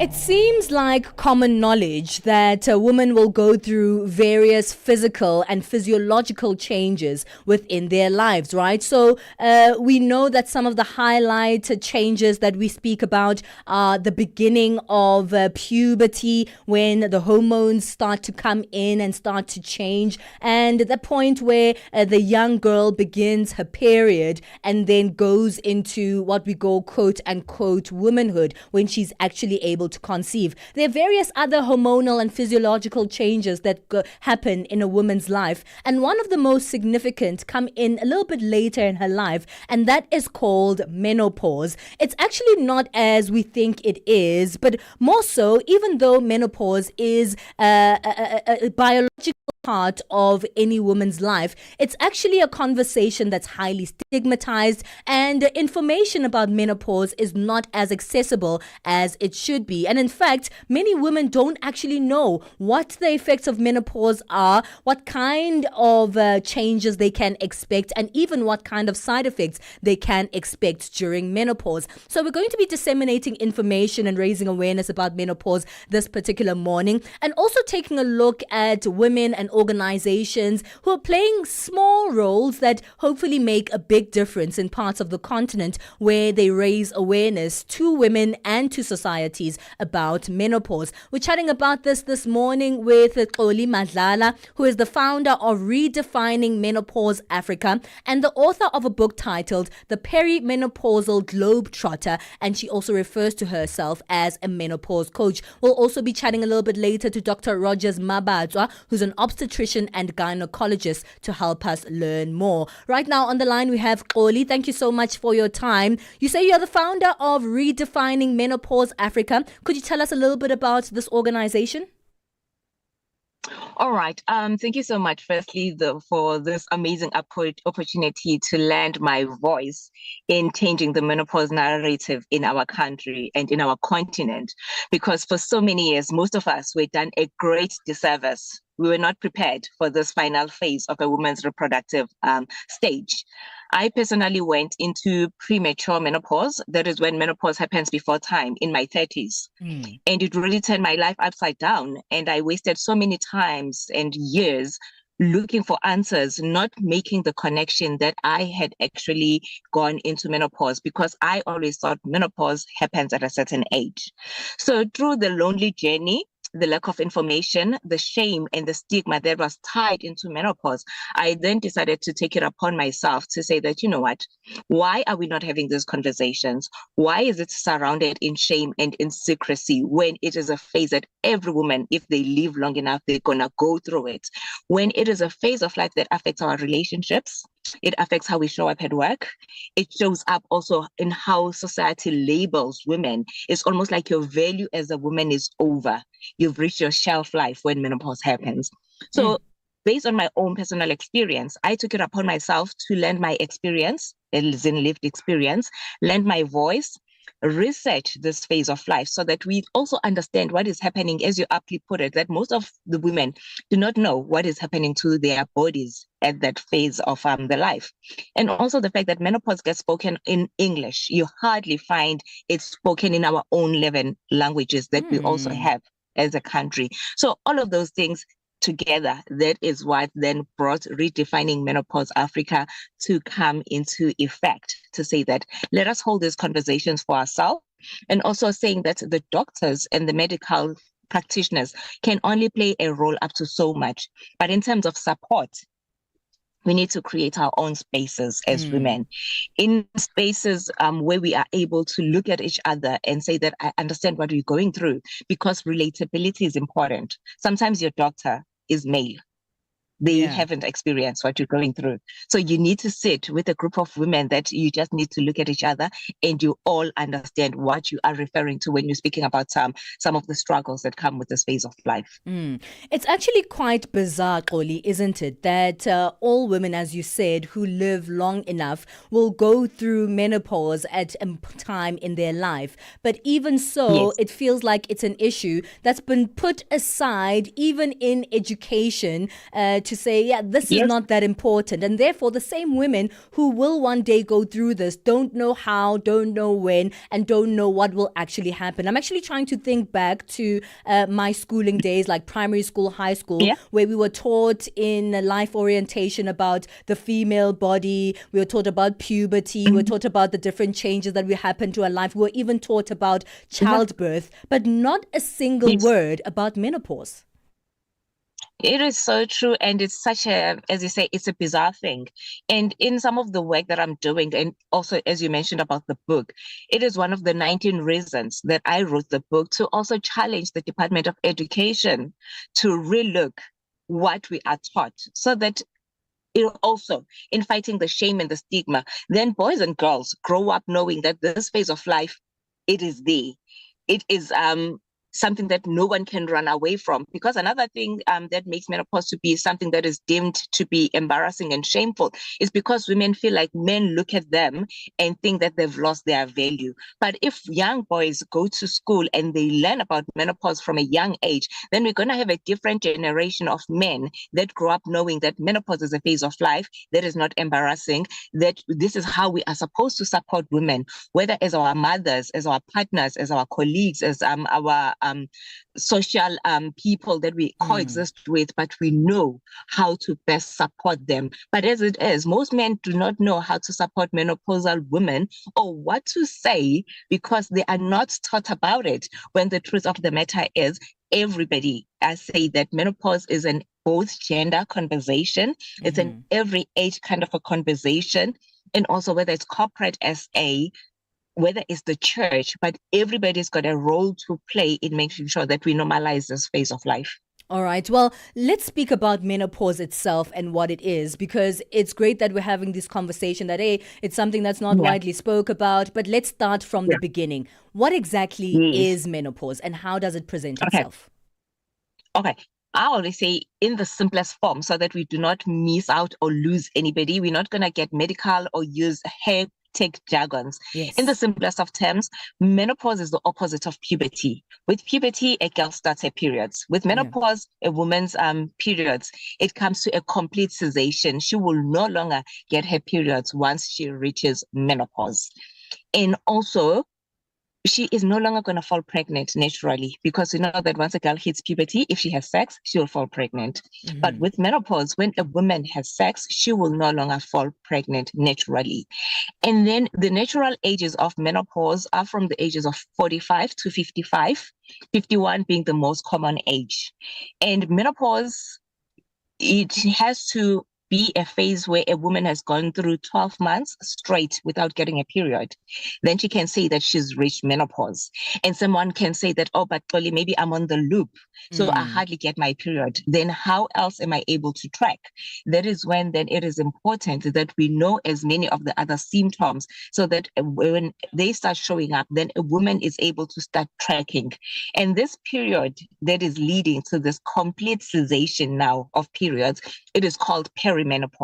And that is the most confusing phase of a woman's life, because sometimes she's still getting her periods, she's falling pregnant, but the body is already transitioning, preparing now for this final phase of her reproductive life. And this phase, the hormones, whether it's the estrogen, which is responsible for overall functioning, is going haywire, and also the other hormones, progesterone and testosterone. Then you'll find that women are struggling with whether it's physical symptoms. We mostly speak about hot flashes, but there are other symptoms, whether it's hair thinning, hair falling off, dry eyes, dry mouth, itchy skin, weight gain. You know that menopause belly that you find a woman says that I'm still... I want to stop you there, because I don't want us to rush through the symptoms. I need us to take a break, and then we're going to come back and speak a little bit more about menopause, go also into this perimenopause, because I have a number of friends in their 30s who say, well, weird things are happening with my body and I'm not sure if it's menopause or not. And sometimes it could be something different. So there's also that assumption that if this happens, this equals menopause or perimenopause. So let's take a quick break, Xoli. We'll come back to you and speak about menopause, and maybe also find out a little bit more about your book and the work that you do to raise awareness. 21 minutes past 11 Central Africa time. Stella Longwe, Pamalonje. Palitu soko mapano pamalonje. Kumvera nyimbo za mu Africa, kusangalala, kupeza moyo. Akuti kumva moyo kuti kuyenda bwino. Pano pamalonje. Ndiyetu apa tindikatswiri oyimba ameneyu ndikatswiri wa dziko la Malawi amene akukhala dziko la South Africa, ndipo amayimba amene akuti ndi Big Nick Malawi. Yatusati kuti kodi moyo wanu woyimba ukuyenda bwanji mu Johannesburg? Moyo woyimba ukuyenda bwinobwino kwambiri. Chiliyonse chikutheka ndithu bwinobwino. Hayi aziboneka chiliyonse chikutheka momva magrasi anu apa mwaka. Akuti kumenya yonse hayi ziboneka zona ayizikutheka ndithu mu Johannesburg. Malonje panthawi ya 6 koloko kufikira 7 koloko madzulo. Lowiruka ndi Stella Longwe. We are on Open Views Audio Bouquet. Channel 628. Hashtag on the move and connect with us. Hey, we're speaking to Xoli Magala, who is joining us today for our Live Well feature. We're speaking about menopause because we're looking at the revolution around that. There is a consciousness that's actually happening around the world. I've seen the actress Halle Berry talking about her struggles with menopause. Oprah Winfrey has actually also stirred things up around menopause. But there are many women on the African continent who are saying we also need to find out what is going on here and engage in conversations locally, country-based, that really make us understand menopause a little bit better. And we're joining that revolution today, speaking to our guest on this one for our feature. Xoli, let's speak about that. You spoke about menopause and perimenopause. Could you tell us a little bit about what those two distinct things are? Are they different to one another? Just to slow down a little bit with the meanings there. Okay. As I had explained before the break, that menopause is a complete cessation of a woman's periods, meaning that she will no longer get her periods for the rest of her life. And then the period now that is leading to this cessation happening, it is called perimenopause. Sure. So that is the transition. And this transition, it is important that we mention that everyone's experience is different. Some women can take a few years to transition into menopause. Some women, it can take 10 years, 14 years before they reach menopause. Hence, it can seem like a never-ending ride. Hence, it is important that women know as much as possible because, as we say, they are waiting for the periods to stop happening. But during that phase, because the hormones are going haywire, that's when they start presenting with various symptoms, whether it's physical symptoms, whether it's psychological symptoms or emotional symptoms. And let's talk a little bit about that perimenopause. What happens during that season building up to the menopause?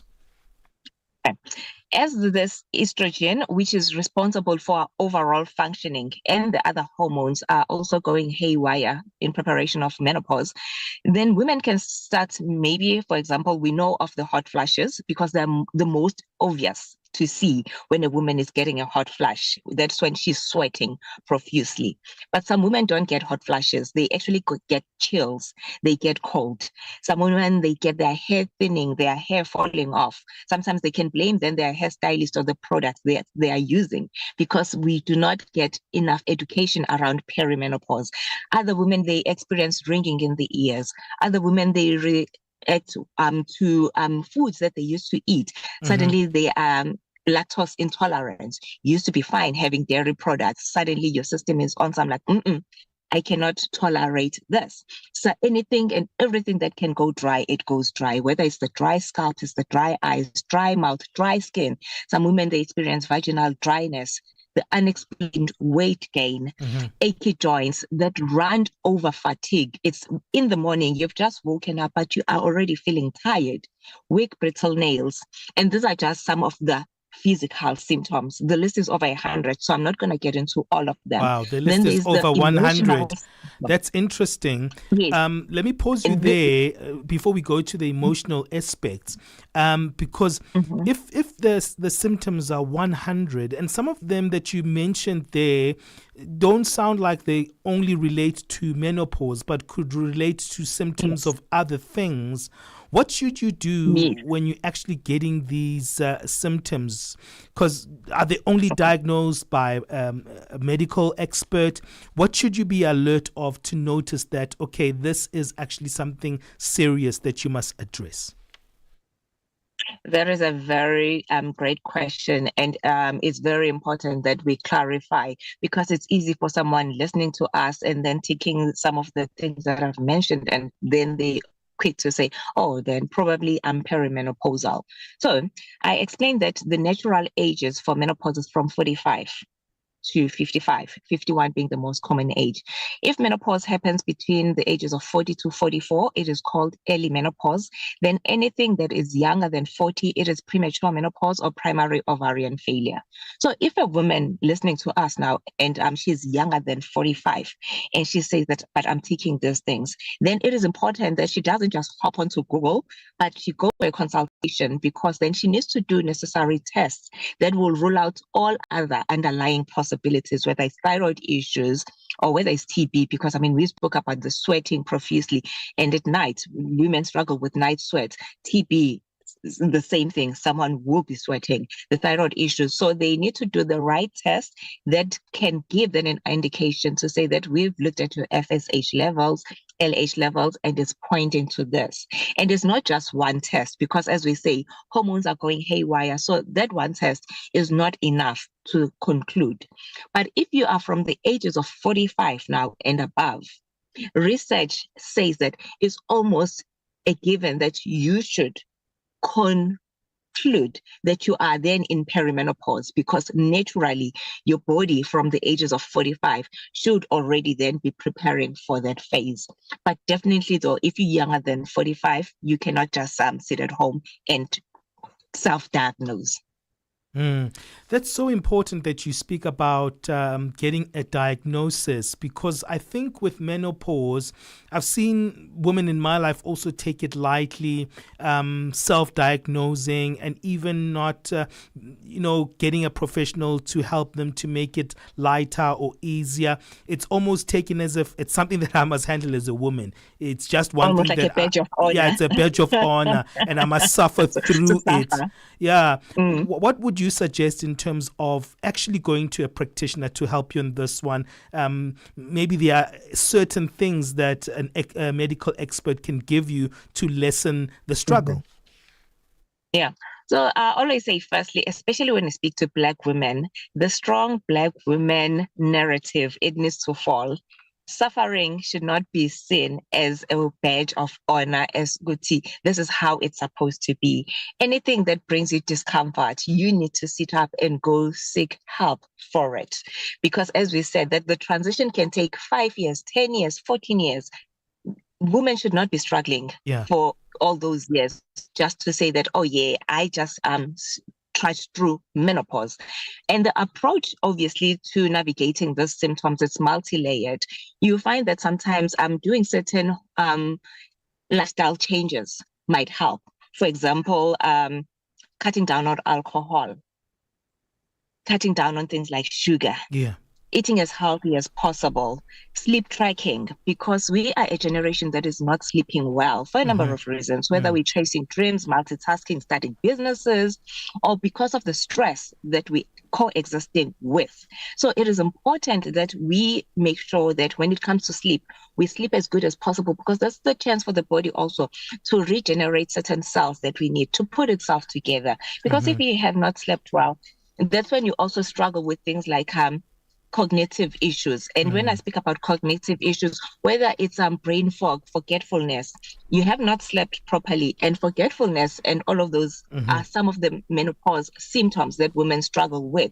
Suddenly you know what you want to say, like I'm having a conversation with you, Benji, everything is flowing, but then suddenly there's a disconnect between my mind and my mouth, which can affect women's self-confidence, their self-esteem, especially at work or in sexual spaces. So looking at holistic changes that we can do, starting to work out. And when I say work out, not to say go take a gym membership, because sometimes you're struggling with achy joints and all of that. But well, we're running out of time. I wish we could carry on because you're coming to the nuggets of some of the conclusions here. But I think we've kind of spoken about the key themes here. Xoli, where can people find your book, and where can people find you for more? Because you've got a book called The Perimenopausal Globetrotter. Tell us where people can find you quickly as we wrap up. We've run out of time.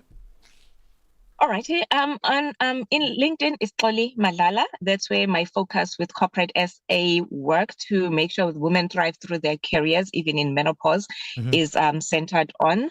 And then Instagram is Maskoff with Xoli. TikTok is Redefining Menopause Africa. The book is available directly from me right now. So if they go to all of these platforms, then they will get the promptings as to how to access the book. And it's important that I mention that the book is not just my experience, but it's got academia. Okay. It speaks to men. Yes, so Fantastic. It's very broad. Yeah, we need to speak about the men element as well. Maybe we'll bring you back for that one. But Xoli, thank you for joining us on the show. That's Xoli Malala, who's the founder of Redefining Menopause and author of The Perimenopausal Globetrotter. Well, that one takes us to 11:32 Central African Time. Apologies, Fikile Lingwati, for being a little bit late, but let's find out what you have for us in sports. Sports on Channel Africa. The African perspective.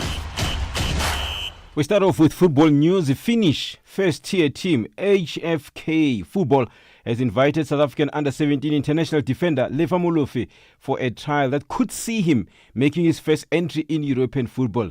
Molofi is part of the Remember Elite Sports Academy, an academy based in the Vaal. He is a feeder team to most of the top Premier Soccer League academies in the Gauteng province in particular. The head of the program, Xolani Matumbo, says they hope Molofi's invite will open doors for them abroad. We received a request for one of our boys who's currently in the under-17 national team to come be assessed. We're looking forward to that. And for us, we've had players that have went abroad before, but it was never through us. If you look at Meima Hlangu, he went through the Stars of Africa. If you look at Calvin Kadi, at the time he went through Steve Hopt as well. So now for the first time the boy is going through us. So we're excited about that journey. Nigeria's Football Federation NFF and their fans are optimistic that the Super Eagles can still qualify for the 2026 World Cup in the USA, Canada and Mexico if FIFA docks South Africa's 3 points. This after Lesotho Football Association, Lesotho FA, has formally requested FIFA to deduct points from Bafana Bafana World Cup qualifying campaign due to the alleged fielding of an ineligible player, Teboho Mokoena. The Secretary General of Lesotho Football Association, Mokgosi Mohapi, says they are hopeful that FIFA will stick by its rules.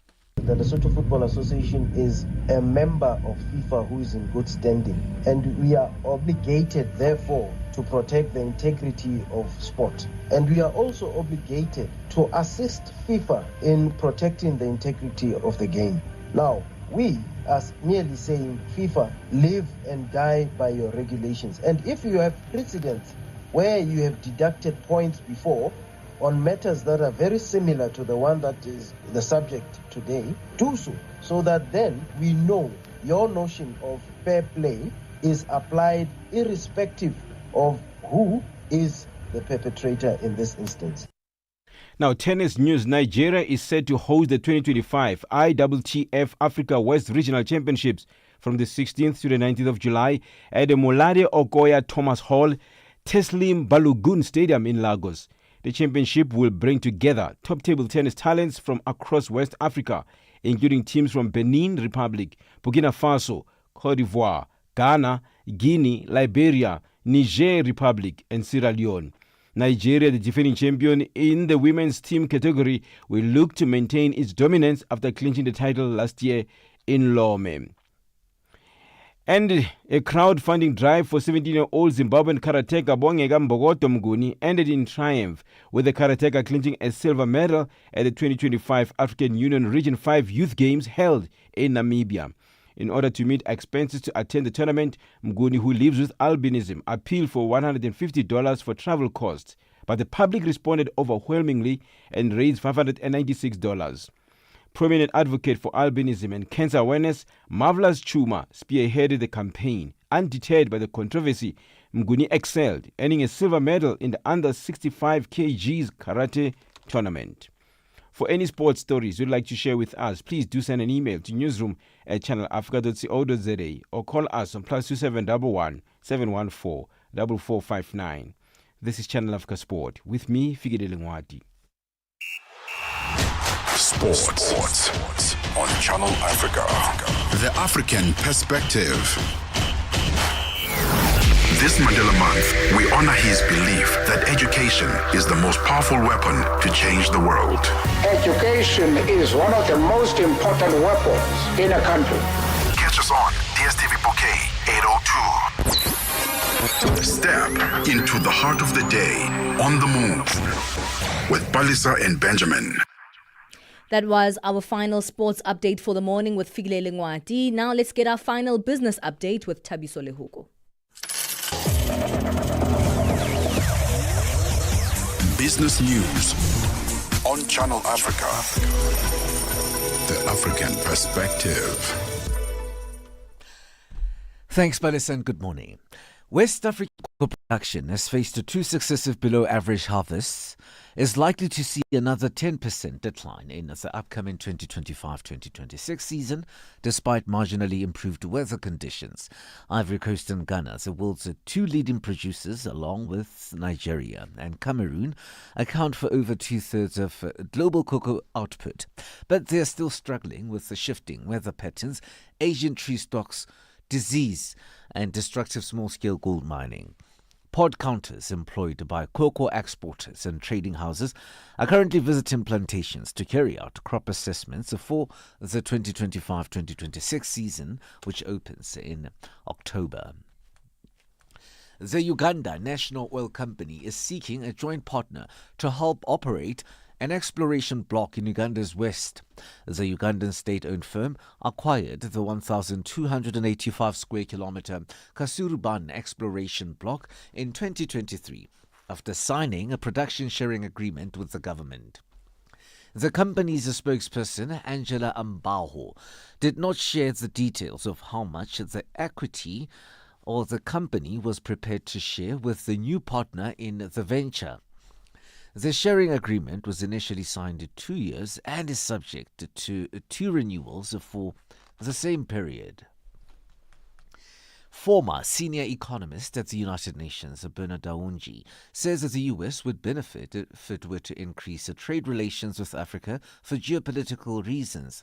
Daunji's comments come as the U.S. increased the pressure on its trading partners this week, sending to heads of several countries, including South Africa and Tunisia, informing them of the new tariff rate. The tariffs, which were scheduled to come into effect today, have now been pushed back, with the exception of China, to the 1st of August. Owanji explains. Every country tries to engage in trade with United States being the largest economy in the world. So that they have to trade with United States to earn foreign exchange. And the U.S. also is keen to have trading partners in Africa for geopolitical reasons. So it's each side is set to win when you develop trade. South Africa's Minister of Finance, Sino Kotongwana, says government's efforts to get off the international grey list are progressing well. South Africa was grey-listed by the Financial Action Task Force in 2023, flagging concerns over anti-money laundering programs and the problem of counter-terrorist financing. Some members of parliament have complimented the National Treasury's efforts that may lead to the country being removed from the list early next year. Delivering the Treasury's vote in parliament, Kotongwana says government's wide approach has assisted the process. But to complement and finalize this work, a general laws anti-money laundering and combating terrorism finance bill to further improve our ability to combat money laundering, terrorism financing, and proliferation financing is being finalized for another round of public comment and tabling in Parliament in the quarter of 2025. Eurozone government bond yields were little changed as investors took U.S. President Donald Trump's plans for additional import levies in their stride on the day when his original 90-day tariff pause was due to expire. Trump broadened his trade war late on Tuesday, threatening a 50% tariff on imported copper and levies on the pharmaceutical and semiconductor industries. This is just one day after announcing larger tariffs on 14 trade partners, including Japan and South Korea. $1 in Nigeria is trading at 1,000 naira 529. Botswana 13.19. Kenya 128 shilling 494, and Zambia 24 kwacha 17. The BRICS countries, Brazil, the dollar there will cost you 5 real 46, Russia 78 rubles 43, India 85 rupees 72, China 7 yuan 17, and in South Africa the dollar will cost you 17 rand 79 cents. $1 is trading at 73 pence to the British pound and 85 to the euro. A look at commodities. Gold is trading at $3,301, platinum $1,348 per ounce, Brent crude oil $70.01 a barrel. For any business stories you would like to share with us, please send us an email to newsroom@channelafrica.co.za or call us on +2711 714 4459. For Channel Africa Business Johannesburg, I'm Tabisolo Hoko.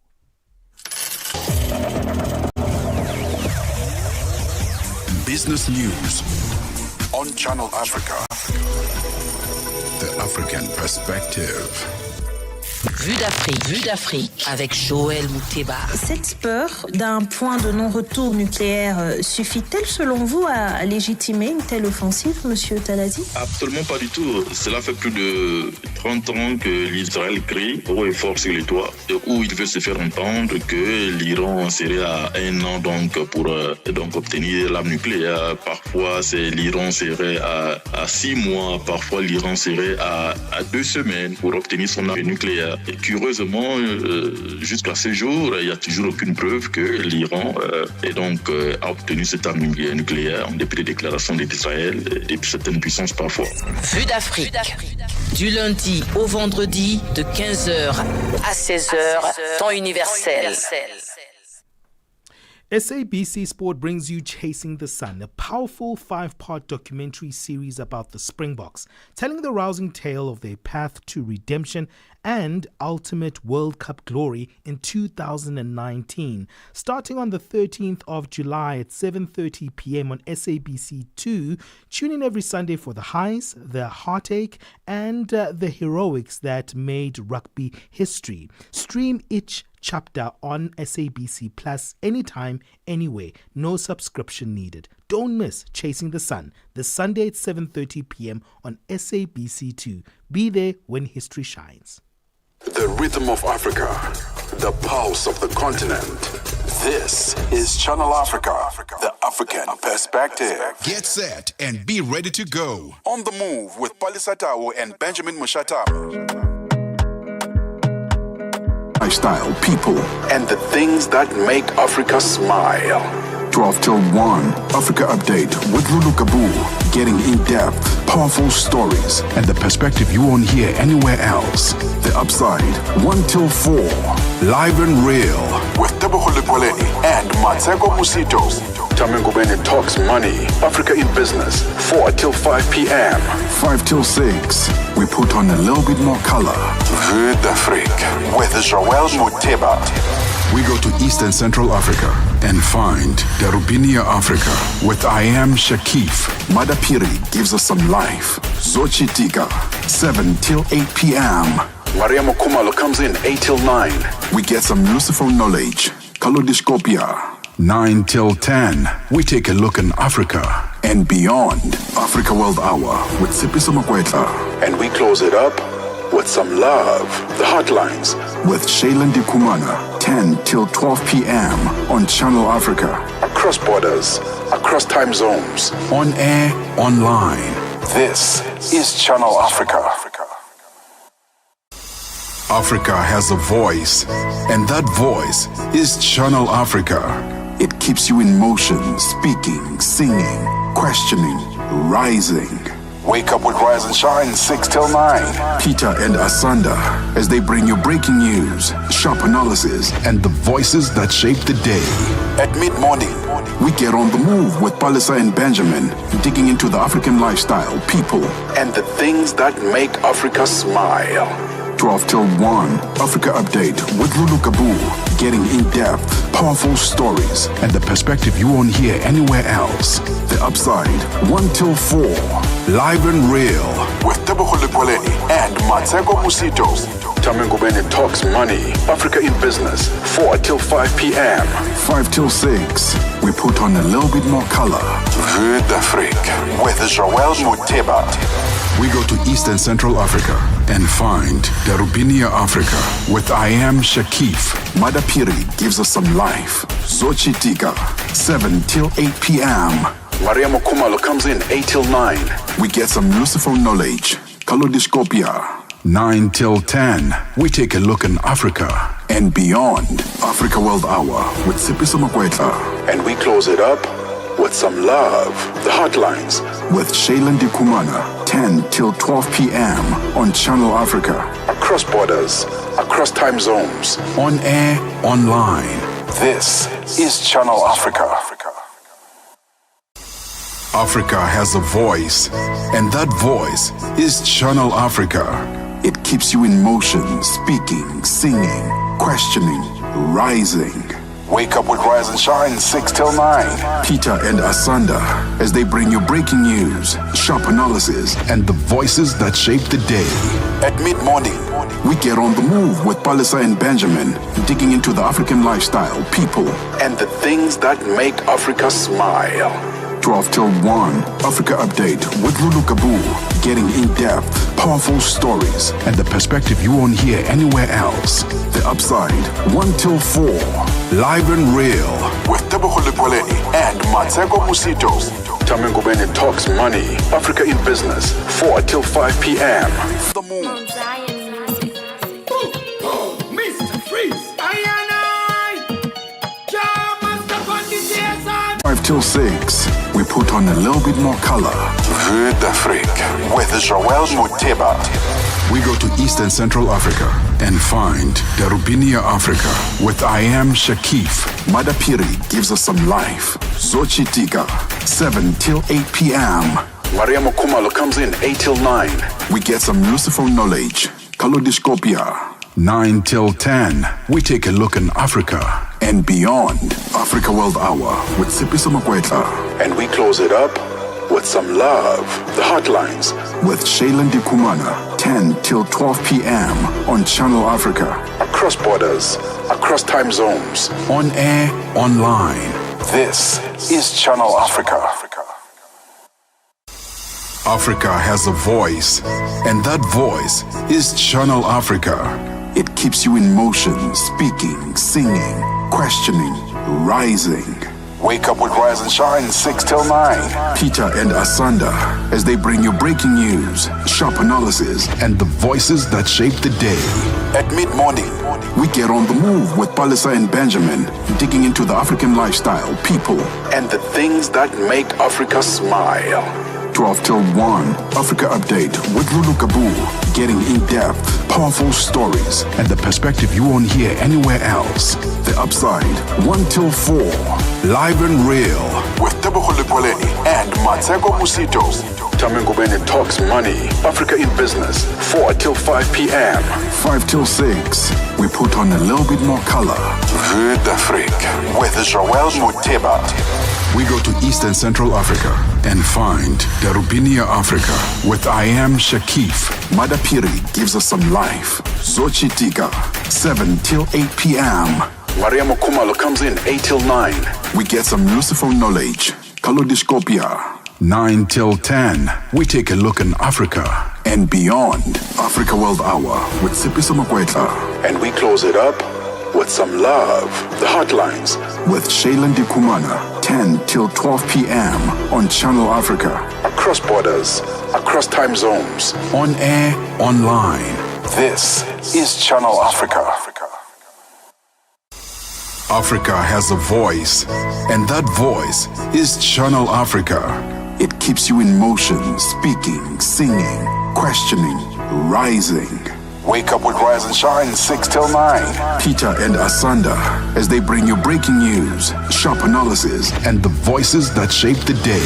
At mid-morning, we get on the move with Palesa and Benjamin, digging into the African lifestyle, people, and the things that make Africa smile.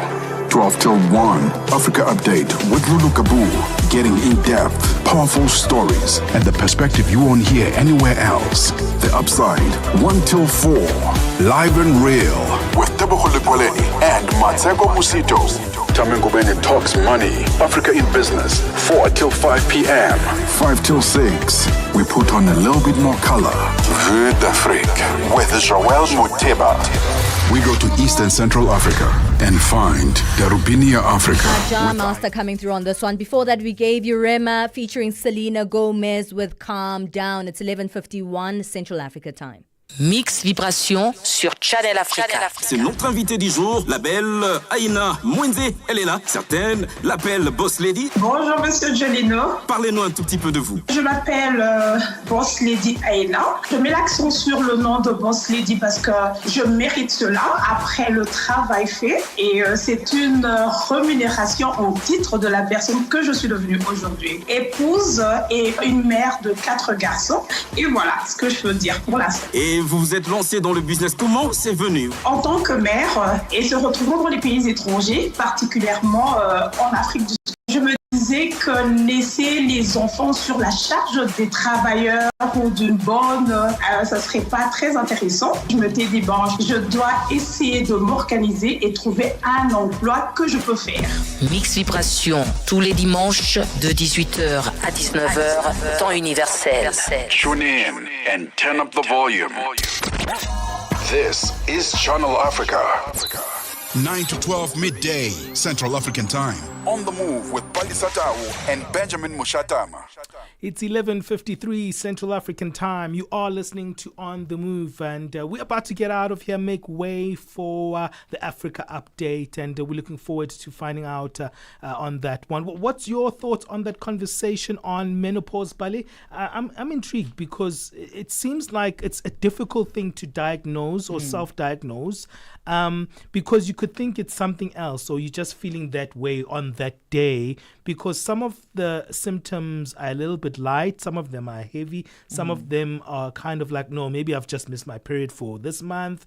It's difficult to actually pin down sometimes, depending on the symptoms that you have personally, because everyone has a different experience. Yeah, I think it's not great that the fact that, you know, women have to sort of guess their way through the signs, the symptoms of menopause, but also the expectations that they may go through, because not all of them, by the way, are physical. Some of them are emotional and psychological. We didn't even get into the emotional ones. We didn't even get to the so much stuff in there. So many stuff that can happen, you know, and there just isn't enough information out there. And so women will continuously question themselves around that time, even if they're perimenopausal, those feelings of, unworthiness. Maybe you're too young. Like, why am I so young and going through this? You know, because just in society in general, we've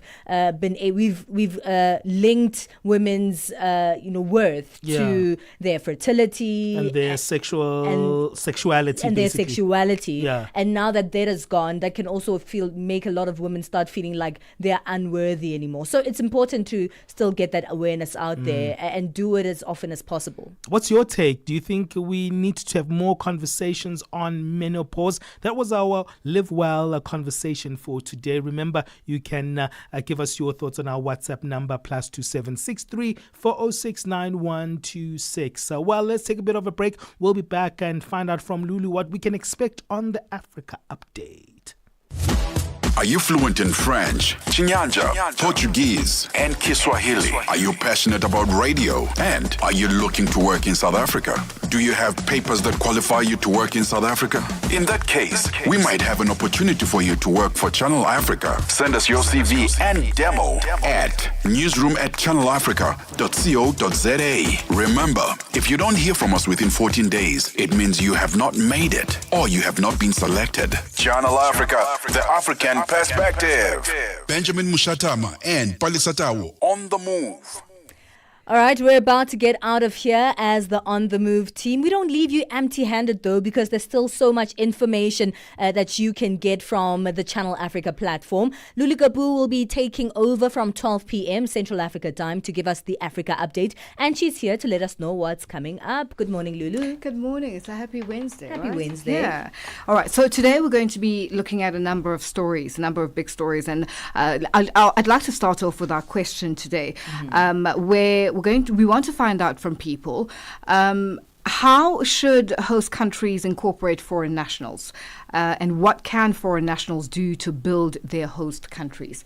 It's a very big question in terms of the South African context, as we've seen, a lot of complaining, a lot of tussling back and forth. And it's something that needs to be unpacked. And I think people in general, as hosts in South Africa, we need to understand what it means being a host and how do we then work to take the country forward. And then we're also going to be looking at the United Nations Office of the High Commissioner of Human Rights expressing concern regarding the violence and death toll in Kenya. I mean, the visuals that I saw, on social media, social media today, somebody being dragged and pulled by security forces. It's not what we'd like to see, especially if a protest is a peaceful protest in anniversary in remembrance to, what had happened years ago. So it's something that we'll be focusing on there. And then South Sudan marking its 14th independence anniversary today. All right, So, that's yeah. incredible. Yeah. There's a lot going on today on the Africa Update. So stay tuned right here on Channel Africa, where you get the African perspective and the latest news, entertainment, and information. From the On The Move team, we say goodbye. We leave you with some song. This is Siretsi and the Natives. This one is titled Mwaubenga. M. Shakif Madapiri gives us some life. Zochitika, 7 till 8 p.m. Mariam Kumalo comes in 8 till